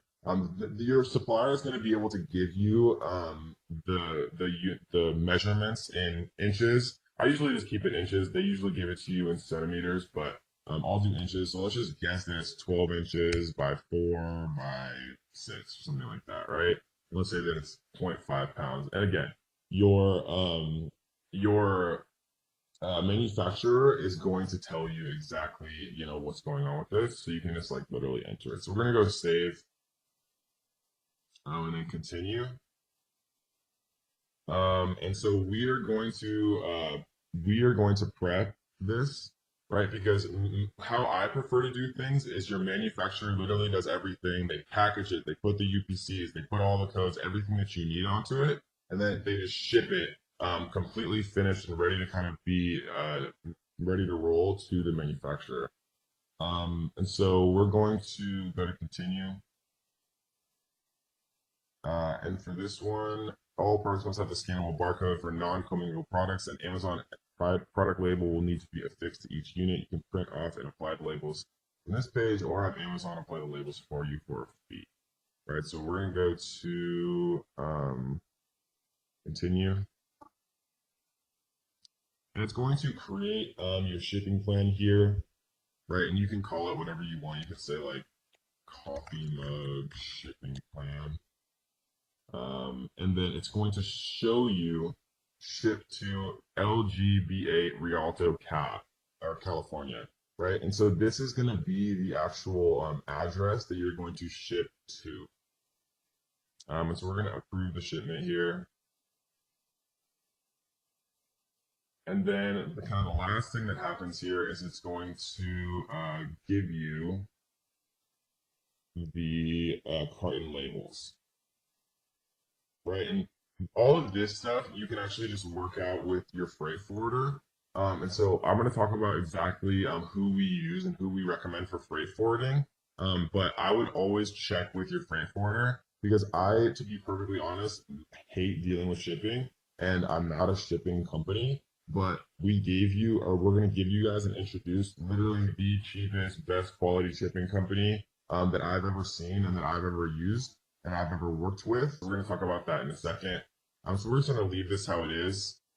How will this shipment be packed? We'll do multiple boxes. Right, and then how will you provide box content? You can use the web form. So you can basically just write the same thing, 48 units per box, number of boxes, box weight, right?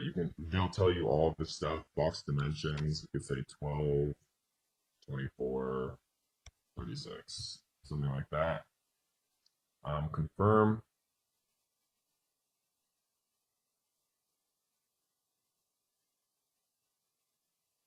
So you can calculate the shipping charges here. And then this is basically going to give you your shipping fees. It's at X. I agree to the terms and conditions. And then you press accept charges, right? And then you can print the box labels here. And the box labels are your carton labels. So I'm not actually going to do this because this is just like an explanatory. This is just an explanatory kind of tutorial. I'm not actually creating the shipping plan, and Amazon would actually charge me if I click this button. But you just press this button, right? And then the last thing you do is print box labels. And the two things that you're sending to your supplier are the box labels or the carton labels or whatever you want to call it. And then also your FN SKU that we downloaded that I showed you exactly how to do. And those are the two things that your supplier needs to be able to, properly label all of your individual products and then properly label the cartons that your products are inside. So that is the shipping plan. That is generating an FNQ from a UPC, right? We talked about GS1. We talked about nationwide barcode. We talked about the GTIN exception if you're really not trying to use GS1 and they are disallowing sometime in the future using nationwide barcode. In this video, we're going to talk about how many units to order on your first order, right? Because this is a question I get all the time, and it's very important because I think a lot of people have this misconception that they should order 500 units, right? Or 100 units or something crazy like that. And we're going to talk about mathematically how to break it down because it depends on what product that you're going to invest in, what niche that you found, what you think is going to be a good product after doing your due diligence, right? because whether it's a garlic press or something that sells much more popularly or something that sells much less so than a garlic press, obviously you'd want to order different quantities, bearing in mind the long-term storage fees of over 180 days. So let's teach you guys exactly how we're going to do this. So we are going to come in and type in garlic press, obviously, which would be like the highest volume keyword related to the garlic press niche. And what we're going to do is we're going to run market intelligence here. And we are going to take this whole thing, right, the first 16 on page one, and we are going to export.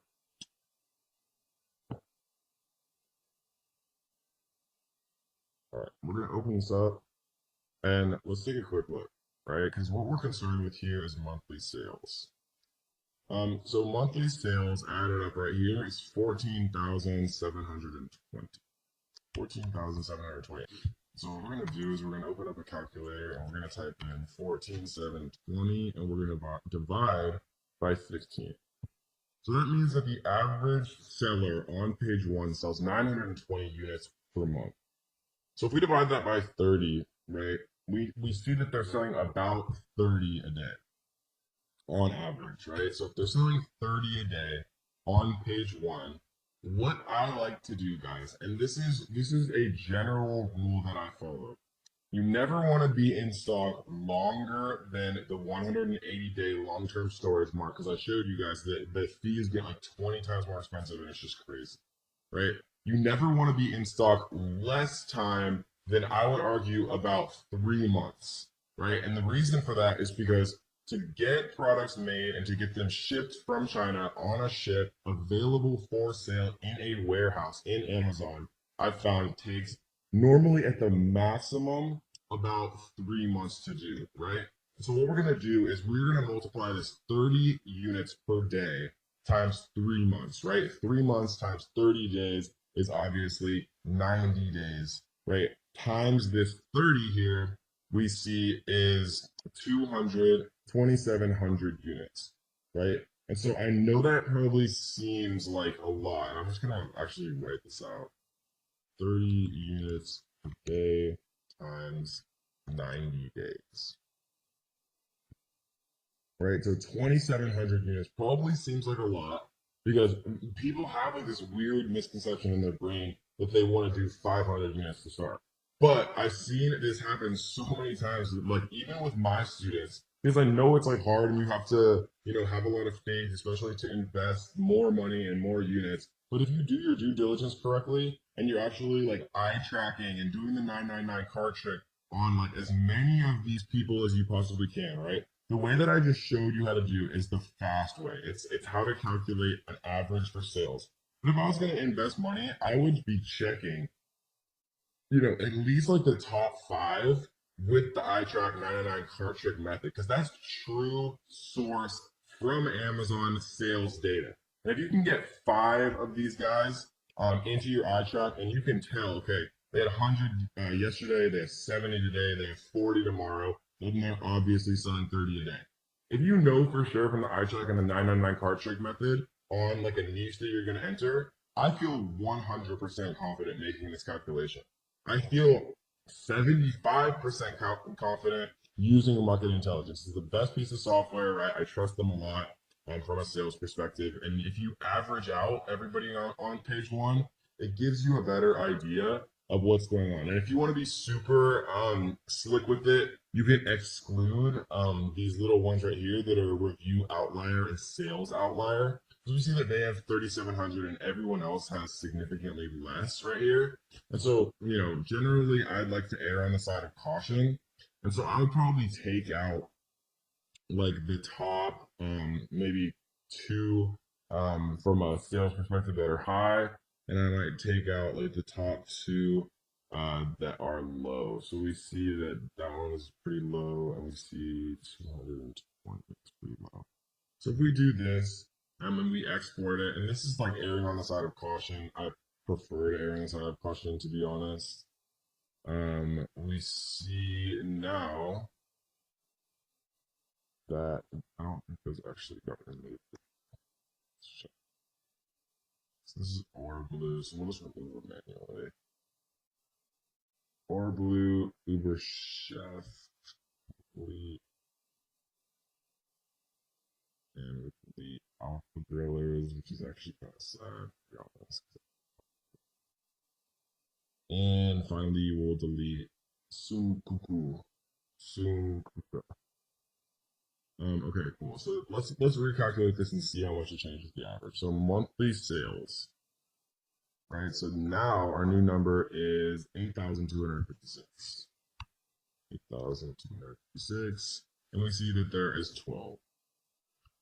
So it's obviously going to be a lower number. Let's do 8,256 divided by 12 is 688 units per month. And if we do that divided by 30 days, you see it's 23 units, right? So 23 units per day times 90 days times 90 is 2,064. So it's 2,064 versus the original calculation of 2,700. And whether you like to go all in and bet on the fact that Amazon is a beast, which it obviously is, or you want to err on the side of caution, there's two different ways for you to kind of do it. I'm more so kind of in this boat just because I understand the power of Amazon now, especially with like holidays. If you have a giftable item, like I recommended that you should, with holidays, with Mother's Day, Father's Day, Valentine's Day, and especially obviously Q4 from December 1st till December like 21st or 22nd. Amazon is just freaking insane. Like it's unbelievable how Amazon is. Like your sales can 2x or they can 10x. Um, and so this is generally how I like to do it, guys, when I'm kind of doing my calculations on how many units to order. The second thing to bear in mind, let's actually err on the side of caution. Let's decide that we chose 2,064 units, right? Because that's the 23 per day times 90 days. We have one more consideration. This is units to order, but we also have to think about giveaways, right? And what giveaways are is the way that you artificially boost your listing to page one. And things have been changing a little bit, but I really don't think that Amazon's going to be able to get away from giveaways.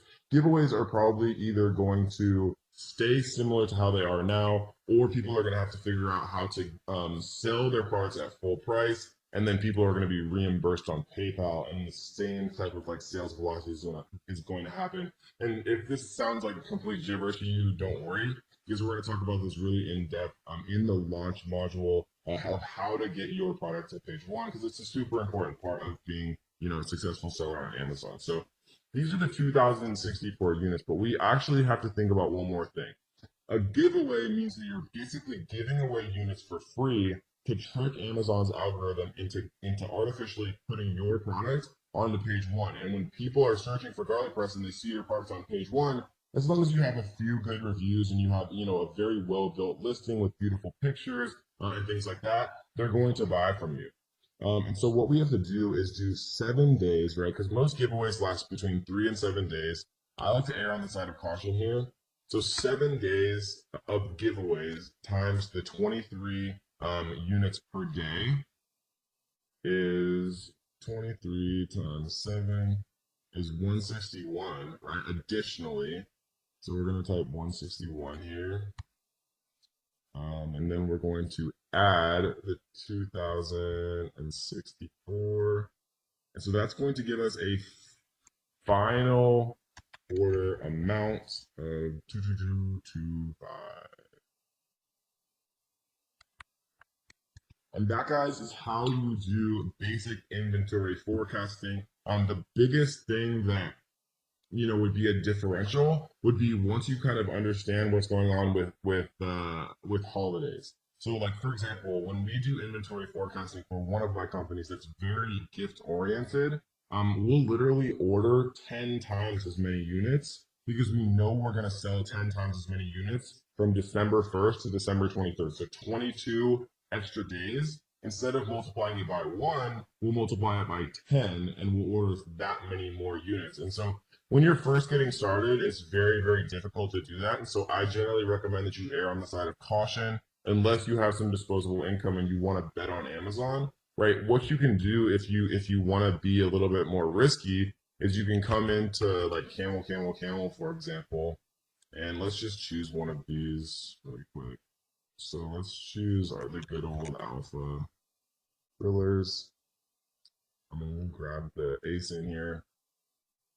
We'll put this in.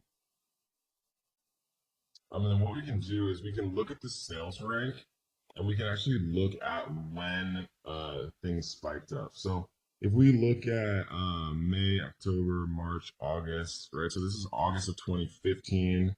We see September of 2017 here. So we see that there's no major change for this particular product with the BSR. It's very, very consistently extremely high, right? So it's been selling a ton all year round. There's no major spike for Christmas. But like, for example, if we went in here and typed in like Christmas stockings or something like that, we might see something different. Let's take a look. We're gonna skip the sponsored ones and just come into this top one. Grab this here. And we're gonna paste in this ASIN into camel. And what I would expect to see is really high little rankings, yeah, right around Christmas. So you see that like in June, they drop all the way down to 810,000 in the bestseller ranking. But then right when it gets to November and December right here, it jumps all the way up to being like literally almost at #1, meaning that these are selling like absolutely crazy. Obviously all right around Q4 and Christmas time.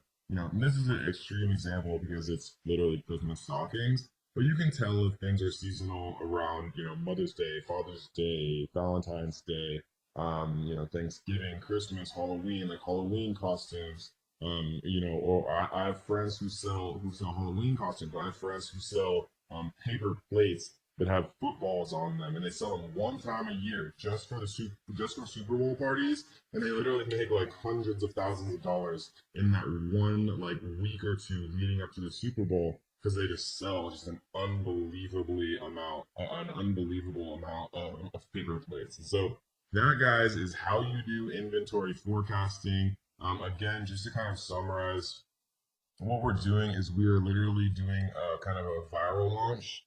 We're doing a summation of the amount sold, kind of taking out the outliers, dividing it by 30, right? Because these are monthly sales to get kind of a per day number of sales, just because it makes it easier. Obviously, you can just multiply it by 3 if you want also, but it just makes it easier for me to get per day because it helps with giveaways and things like that.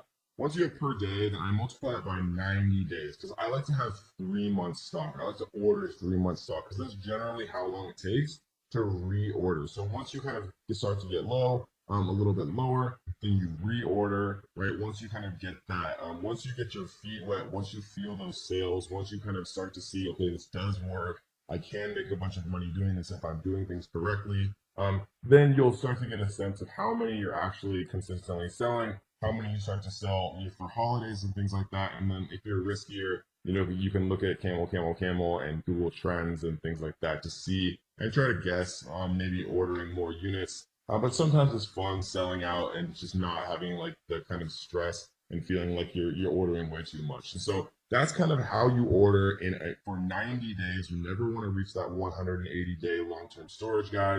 Welcome to module 3, where we're going to talk about how to make a perfect listing, or as close to a perfect listing as it's possible to do. We're going to talk about a lot of different resources, the software that I use that is super, super key to creating, a fully optimized listing, kind of introductorily in this first video. And we're going to go much more in depth, in future videos about how to do these things the right way, like, how to create a title the right way, how to create backend keywords the right way, how to create your description the right way.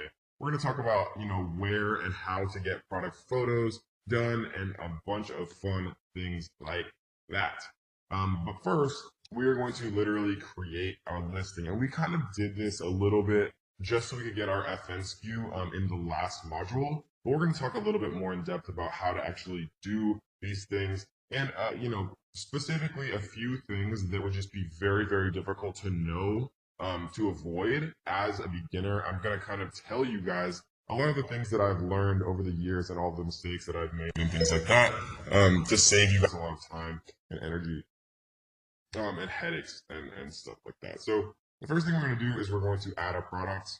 We're going to create a new product listing right here. The reason that it allows you to do it like this is if you're going to sell on someone's listing. So let's say that somebody's selling a garlic press. Amazon actually allows you as another seller to also sell on that person's listing, right? That's what most people commonly refer to as a hijacker. And so when you get a hijacker on your listing, it means that, they have the ability to price their products lower than yours and steal what's called the buy box, right? So if there's 10 different sellers on one Amazon listing, then who has the buy box means that when someone actually clicks, add to cart and buy, whoever concurrently owns the buy box, like, right, Amazon calls it the buy box, gets the credit for that sale and gets the money for that sale, right? So owning the buy box on your listing is definitely something that you always want to keep in mind. And so we're going to talk about the best ways to do that and the best ways, to actually combat when you do have a hijacker, all later in this module. But before we do that, we're going to talk about just a few simple things when it comes to actually creating a product listing. So we're going to click create a product listing here. We're going to do one just for a basketball because that was the first thing that came to my mind just now. You'll see that there's different categories here, right? For example, basketballs, toys and games, sports and outdoor play, sports, basketball, basketballs, right? Or we could do sports and outdoors, sports and fitness, team sports, basketball, basketballs, right? In my mind, I would rather actually choose basketballs in sports and outdoors just because, basketball to me is more a sport than it is toys and games, right? These toys and games might be like little plastic basketballs or like the tiny ones that you shoot at like little tiny hoops that you like stick to your wall, right? So I'm going to choose this one, and you'll find that sometimes or always it's worth reading these like categories and subcategories because there'll be small differences, and you want to make sure that you're actually in the most accurate category, right? Because a lot of people teach that you can try to sneak into like these weird like secondary categories so that you can rank higher and get like the Amazon Choice badge. But Amazon has gotten so much smarter about this over the years that trying to outsmart Amazon by misappropriating where you actually should be categorizing your product in the long run is never going to benefit you. So how I teach it now, and I won't lie, like years ago it was better to try to like game the system and rank higher in like weird categories, get the Amazon search badge, and then switch your what's called a node, subcategory node. But Amazon has gotten much smarter and they don't allow you to do anything like that or change your subcategory node. So what we're going to do is just choose the most fitting selection here as far as categories. It's going to pre-populate us a listing right here. Right, so product ID, we're going to use a UPC here. And I already have this pasted. These UPCs I actually purchased from nationwidebarcode.com. Right, I'm not, and I already talked about this, so I'm not going to go super in depth. Amazon suggests that you should use GS1 barcodes. It's $300 for 10 GS1 barcodes. It is $37 for 10 barcodes from Nationwide Barcode. In my experience, in the last 2 years, they've always worked exactly the same. Is Amazon eventually going to force you to use GS1? Maybe that time has not come yet, and so I'm not going to worry about it, right? And so we're gonna just put basic stuff here: basketball, manufacturer. This would be the name of whatever you want your Amazon store to be called, right? This is also going to be the same name of what you're going to get trademarked, which we're going to talk about a little bit later on as well when we get to the brand registry section. And so what we're going to put in for manufacturer is going to be the name. So we're going to pretend like I'm going to do coffee. We're going to sell everything coffee related. So we're going to do KD Coffee. KD Coffee. We're going to change this to Coffee Grinder. So KD Coffee. This is going to be the name of our Amazon store, right? So like a little link that's actually highlighted that you can click on and you can look at their product portfolios and things like that. This is also going to eventually be what we trademark. So we want it to be something, meaningful to us. So coffee grinder, we're going to come back and actually recreate this product name, right? Because this is going to be our title. Variations we're not going to touch for now. Price is actually very important because Amazon has this thing called price band restrictions. And what a price band restriction means is if you set a price originally for your product, and there's other factors too, like the average price of your competition, but it's not as heavily weighted as your initial price you set. If you set a price at like $19 and then your product starts selling like crazy and you want to raise your price to like $49, Amazon won't let you do that. Okay? So the smart thing to do is set this original price at the most you could ever imagine selling your product for, right? And we've sold coffee mugs and wine glasses in the past during the regular year for like $14.99 or $19.99.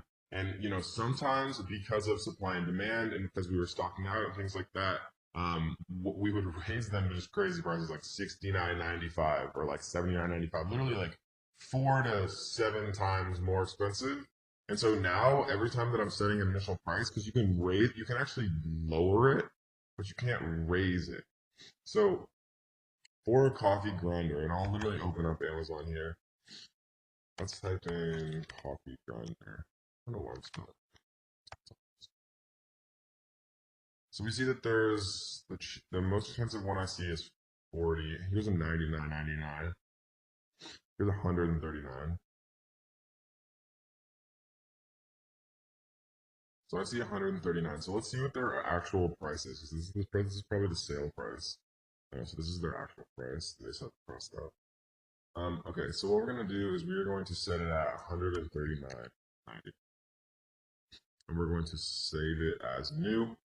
And again, fulfillment channel, I want Amazon to ship and provide customer service for my items if they sell. This basically just means Amazon FBA, fulfilled by Amazon. Images, we're going to leave blank for now because we haven't had those actually made yet, and we're going to save and finish. So that, guys, is how you create a shell of a listing, right? We're going to get much deeper in this section of how to actually create the bullet points, right? And what I mean by the bullet points is like right here, right? They've done a terrible job here creating their bullets, but I'm going to show you guys how to do it right. We're going to show you how to make a fully optimized title. Again, they've done a terrible job here. No offense, Baratza, but we're going to show you how to do it the right way. And even this image could definitely use some work. This is a very boring image in my opinion. And so we're going to tell you the best way to actually get product photos done. And we have, of course, very, very steep discounts to have them done for you in the best possible way. So that, guys, is a very basic introduction as to how to create your product listing the right way, how to categorize it the right way, how to make sure that you don't end up facing, trouble with price band restrictions, which hopefully you'll never even have to think about if you watch this video and listen to me, but it has, it's devastated certain people outside of my course in the past. I've seen it all the time where somebody tries to raise their price and they lose their own buy box, right? Even though they're the only seller on a listing, they'll still lose their buy box. And I know that sounds crazy, but you guys will never have to experience it if you just set your price very high to start, and then we can lower it and we can set a sale price when the time actually comes. All right, guys, in this video, we're going to talk about more stuff that you need to know about your listing before kind of things get started. And then we're going to go into a site where you can actually figure out what common questions people have about your product. And then you can pre-populate the answers to those questions in your listing. Because if a ton of people have the same question, then they're probably all wondering that same question. And if you address it in, your title or your bullets or somewhere in your listing, then you're going to be able to convert a lot more sales because of that. And that's something that I've learned over the past couple of years selling on Amazon. So here's our, coffee grinder right here. And now that we see there's a bunch more categories here, Amazon allows you to just create the very basics of a listing first, because they know that you need the FN SKU. And then they give you more actual stuff in here once you've done that, right? So category type is basketballs here. Forgot about that.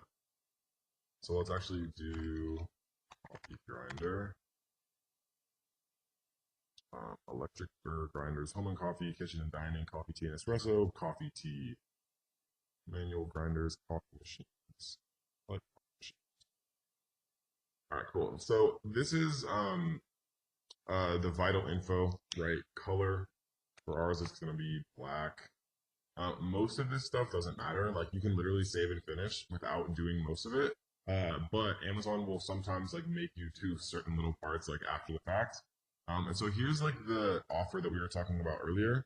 Now we see that the your price and the sale price, right? When you see like an item on Amazon, like for example, this is actually the sale price. This is the price that you pay as a customer, right? For example, the $18.39 is what you actually pay, but their actual price is $24.99, right? So this would be the $24.99. The sale price would be what you actually pay, which is why we set this so high, because you can technically change it, but Amazon keeps like a historic record of the actual price that you initially input, which is super annoying. So we can make the sale price whatever we wanted, like $79.99 or something. You can start the sale price whenever, and you can end it whenever. I usually just do the sale end date like 2 years in the future, just so I don't have to think about it for like a really long time. Because sale date is just what you want to do, anyways. Like you always want to have a sale. A lot of people will see, this and they'll be like, oh, well, it's $30 normally, but they're selling it for $15.96. Like it must be a great deal, right? It's just the human nature, it's human mentality. Everybody wants a discount. It's just like the new CEO of JCPenney took away all sales, right? Thinking that customers were smarter than like having all these fake sales, and their sales plummeted because people were used to picking out and seeing those discounts and making purchase decisions based on those discounts. So just trust me when I tell you that you always want to have a sale. And so manufacturers suggested retail price. This is not the price that Amazon customers will pay for your product. I think this is going too far. Like you could have this at 200, you could have this at 140, and you could have your sale price at like 60. But then people are like, wait, what the heck? So I usually just do your price, right, and sale price, which is the price that the customers actually pay. So these two are really important right here, right? So offering can be gift message. So basically what this means is if you listen to me and you chose a product that's capable of being gifted, like a giftable product, then you want to be able to have people, you want to give people the option to have it be gift message. And all gift message means is that I could like buy you a coffee grinder and say like, love you mom or something like that, right? And so you also want them to have gift wrap available. Gift wrap just makes like the super lazy millennials like me, who, want to buy a Christmas gift for like all of our family and stuff like that, but like don't actually want to go to like a store and wrap it and stuff like ourselves, which happens way more than you think. Like for Q4, most of the orders that we get actually are gift wrapped and gift message. And it's no additional fee to you, but you do make more money from it, from Amazon, right? So you always want to make sure that these two are checked. Amazon will give you a portion of the additional gift wrap fee, and you'll be good to go there. Max order quantity is also very important, right? So remember when we were doing the iTrack 999 cart trick method, right? When we're looking at other potential niches to get into and we're tracking their sales, right? So because essentially if we track their sales and we're able to see that it looks like a good niche, then we're going to go into that same niche and we'll essentially become competition to the person who is already selling there, right? So when you are selling something, you want to make sure that people can't eye track you, right? So that's why you set a max order quantity. This is different for depending on the product. Like if you're selling like paper plates or something like that, and like a restaurant or like a big like catering event or something could buy from you, and they might buy like 100 or something like that. And you want to be like cognizant of that. But for most people in most situations, nobody ever is going to buy more than like 10 or 20, and so it's a pretty safe number to be able to set that at. As far as compliance, this is for like electronic products and dangerous like hazmat stuff with lithium ions. We're going to ignore images for now. We are going to talk more about description and keywords later on, right? How to actually populate your keywords correctly, because Amazon has changed a lot as far as how many characters and things that they allow you to have to actually be indexed. And when I say indexed, indexed in the most basic sense means that Amazon's A9 algorithm that ranks literally millions of products indexes every product for certain words. And what it means, and what that means is like Amazon. Let's say that I'm selling a coffee grinder. Amazon is going to take a look at my listing, my description, my title, all the words and everything, the backend keywords related to my listing, and they are going to index certain keywords that they think are actually applicable to my listing, and then my listing is going to start ranking organically for those words. And so we're going to talk about all of this much more in depth, but I just wanted to give kind of another little heads up to everybody when it comes to the other categories that become available once you actually have created a listing. Right, so product description, we'll talk about key product features. We'll talk about, again, these are the bullets. These ones are not particularly applicable for a coffee grinder. Maybe if you want to be super safe, you can put like a legal disclaimer about safety, intended use, target audience, other attributes, right? We will talk about this, including subject matter and search terms. And unfortunately, most of us, unless we're doing $100 million, are not going to be using the platinum keywords. But we do have access to the search terms, which we will, of course, talk about as well later on. These ones are not obviously applicable, like fuel capacity and things like that. Based on the actual product category that you choose and the subcategory, Amazon will mandate you to do certain things in more details. But up until that time, and you'll know they mandate you because there'll be like a little exclamation mark on this one, and it'll show you which one you actually have to do. So we're going to save and finish this.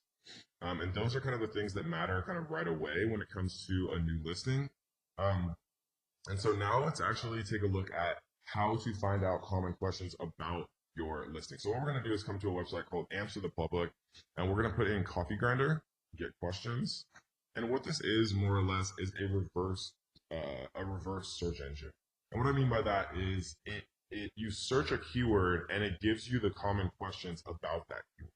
And so if we scroll down a little bit and look at the visualization, we can see like, will coffee grinder grind grain? Will a coffee grinder grind flax seeds? Will a coffee grinder grind nuts?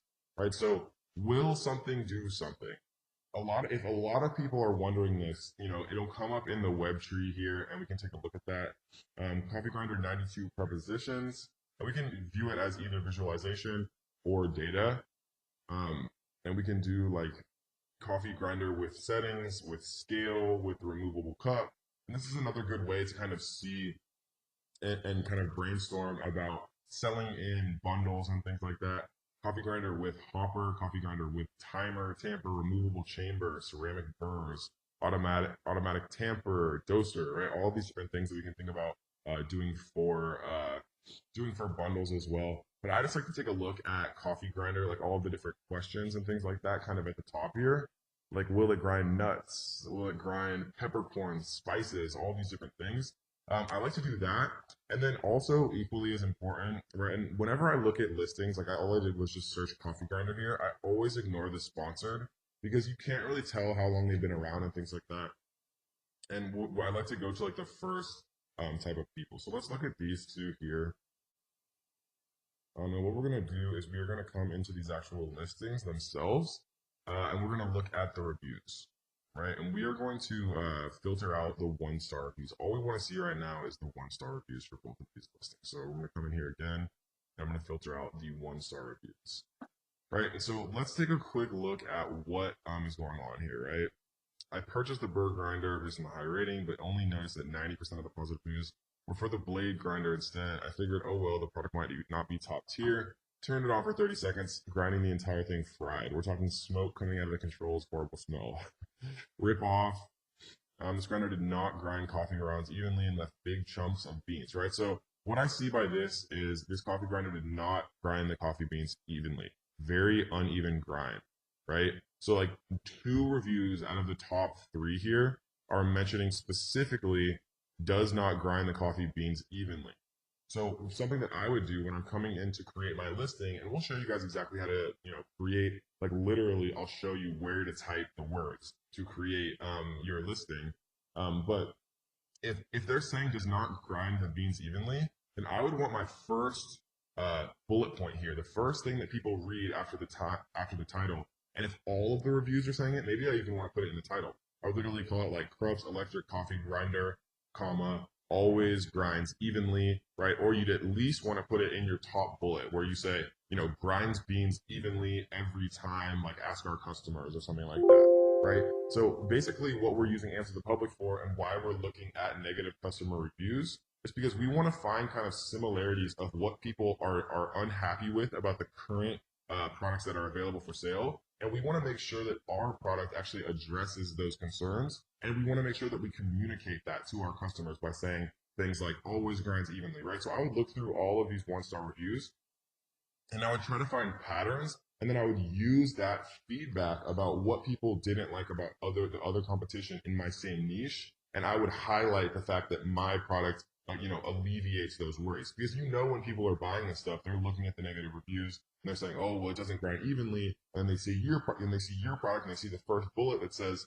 always grinds evenly, and then they buy. So that is kind of the main things that I want to discuss in this video. Using the tool Answer the Public, using the negative reviews, right? Making sure that you set gift wrap and gift message on instead of max quantity so that people can't spy on your listing to potentially come into your same niche and become a competitor to you. If you want to learn more, I do have a completely free course, and there will be a link down underneath this description, guys. Completely for free, 100%. So I hope you guys enjoyed this one, and let's get to the next.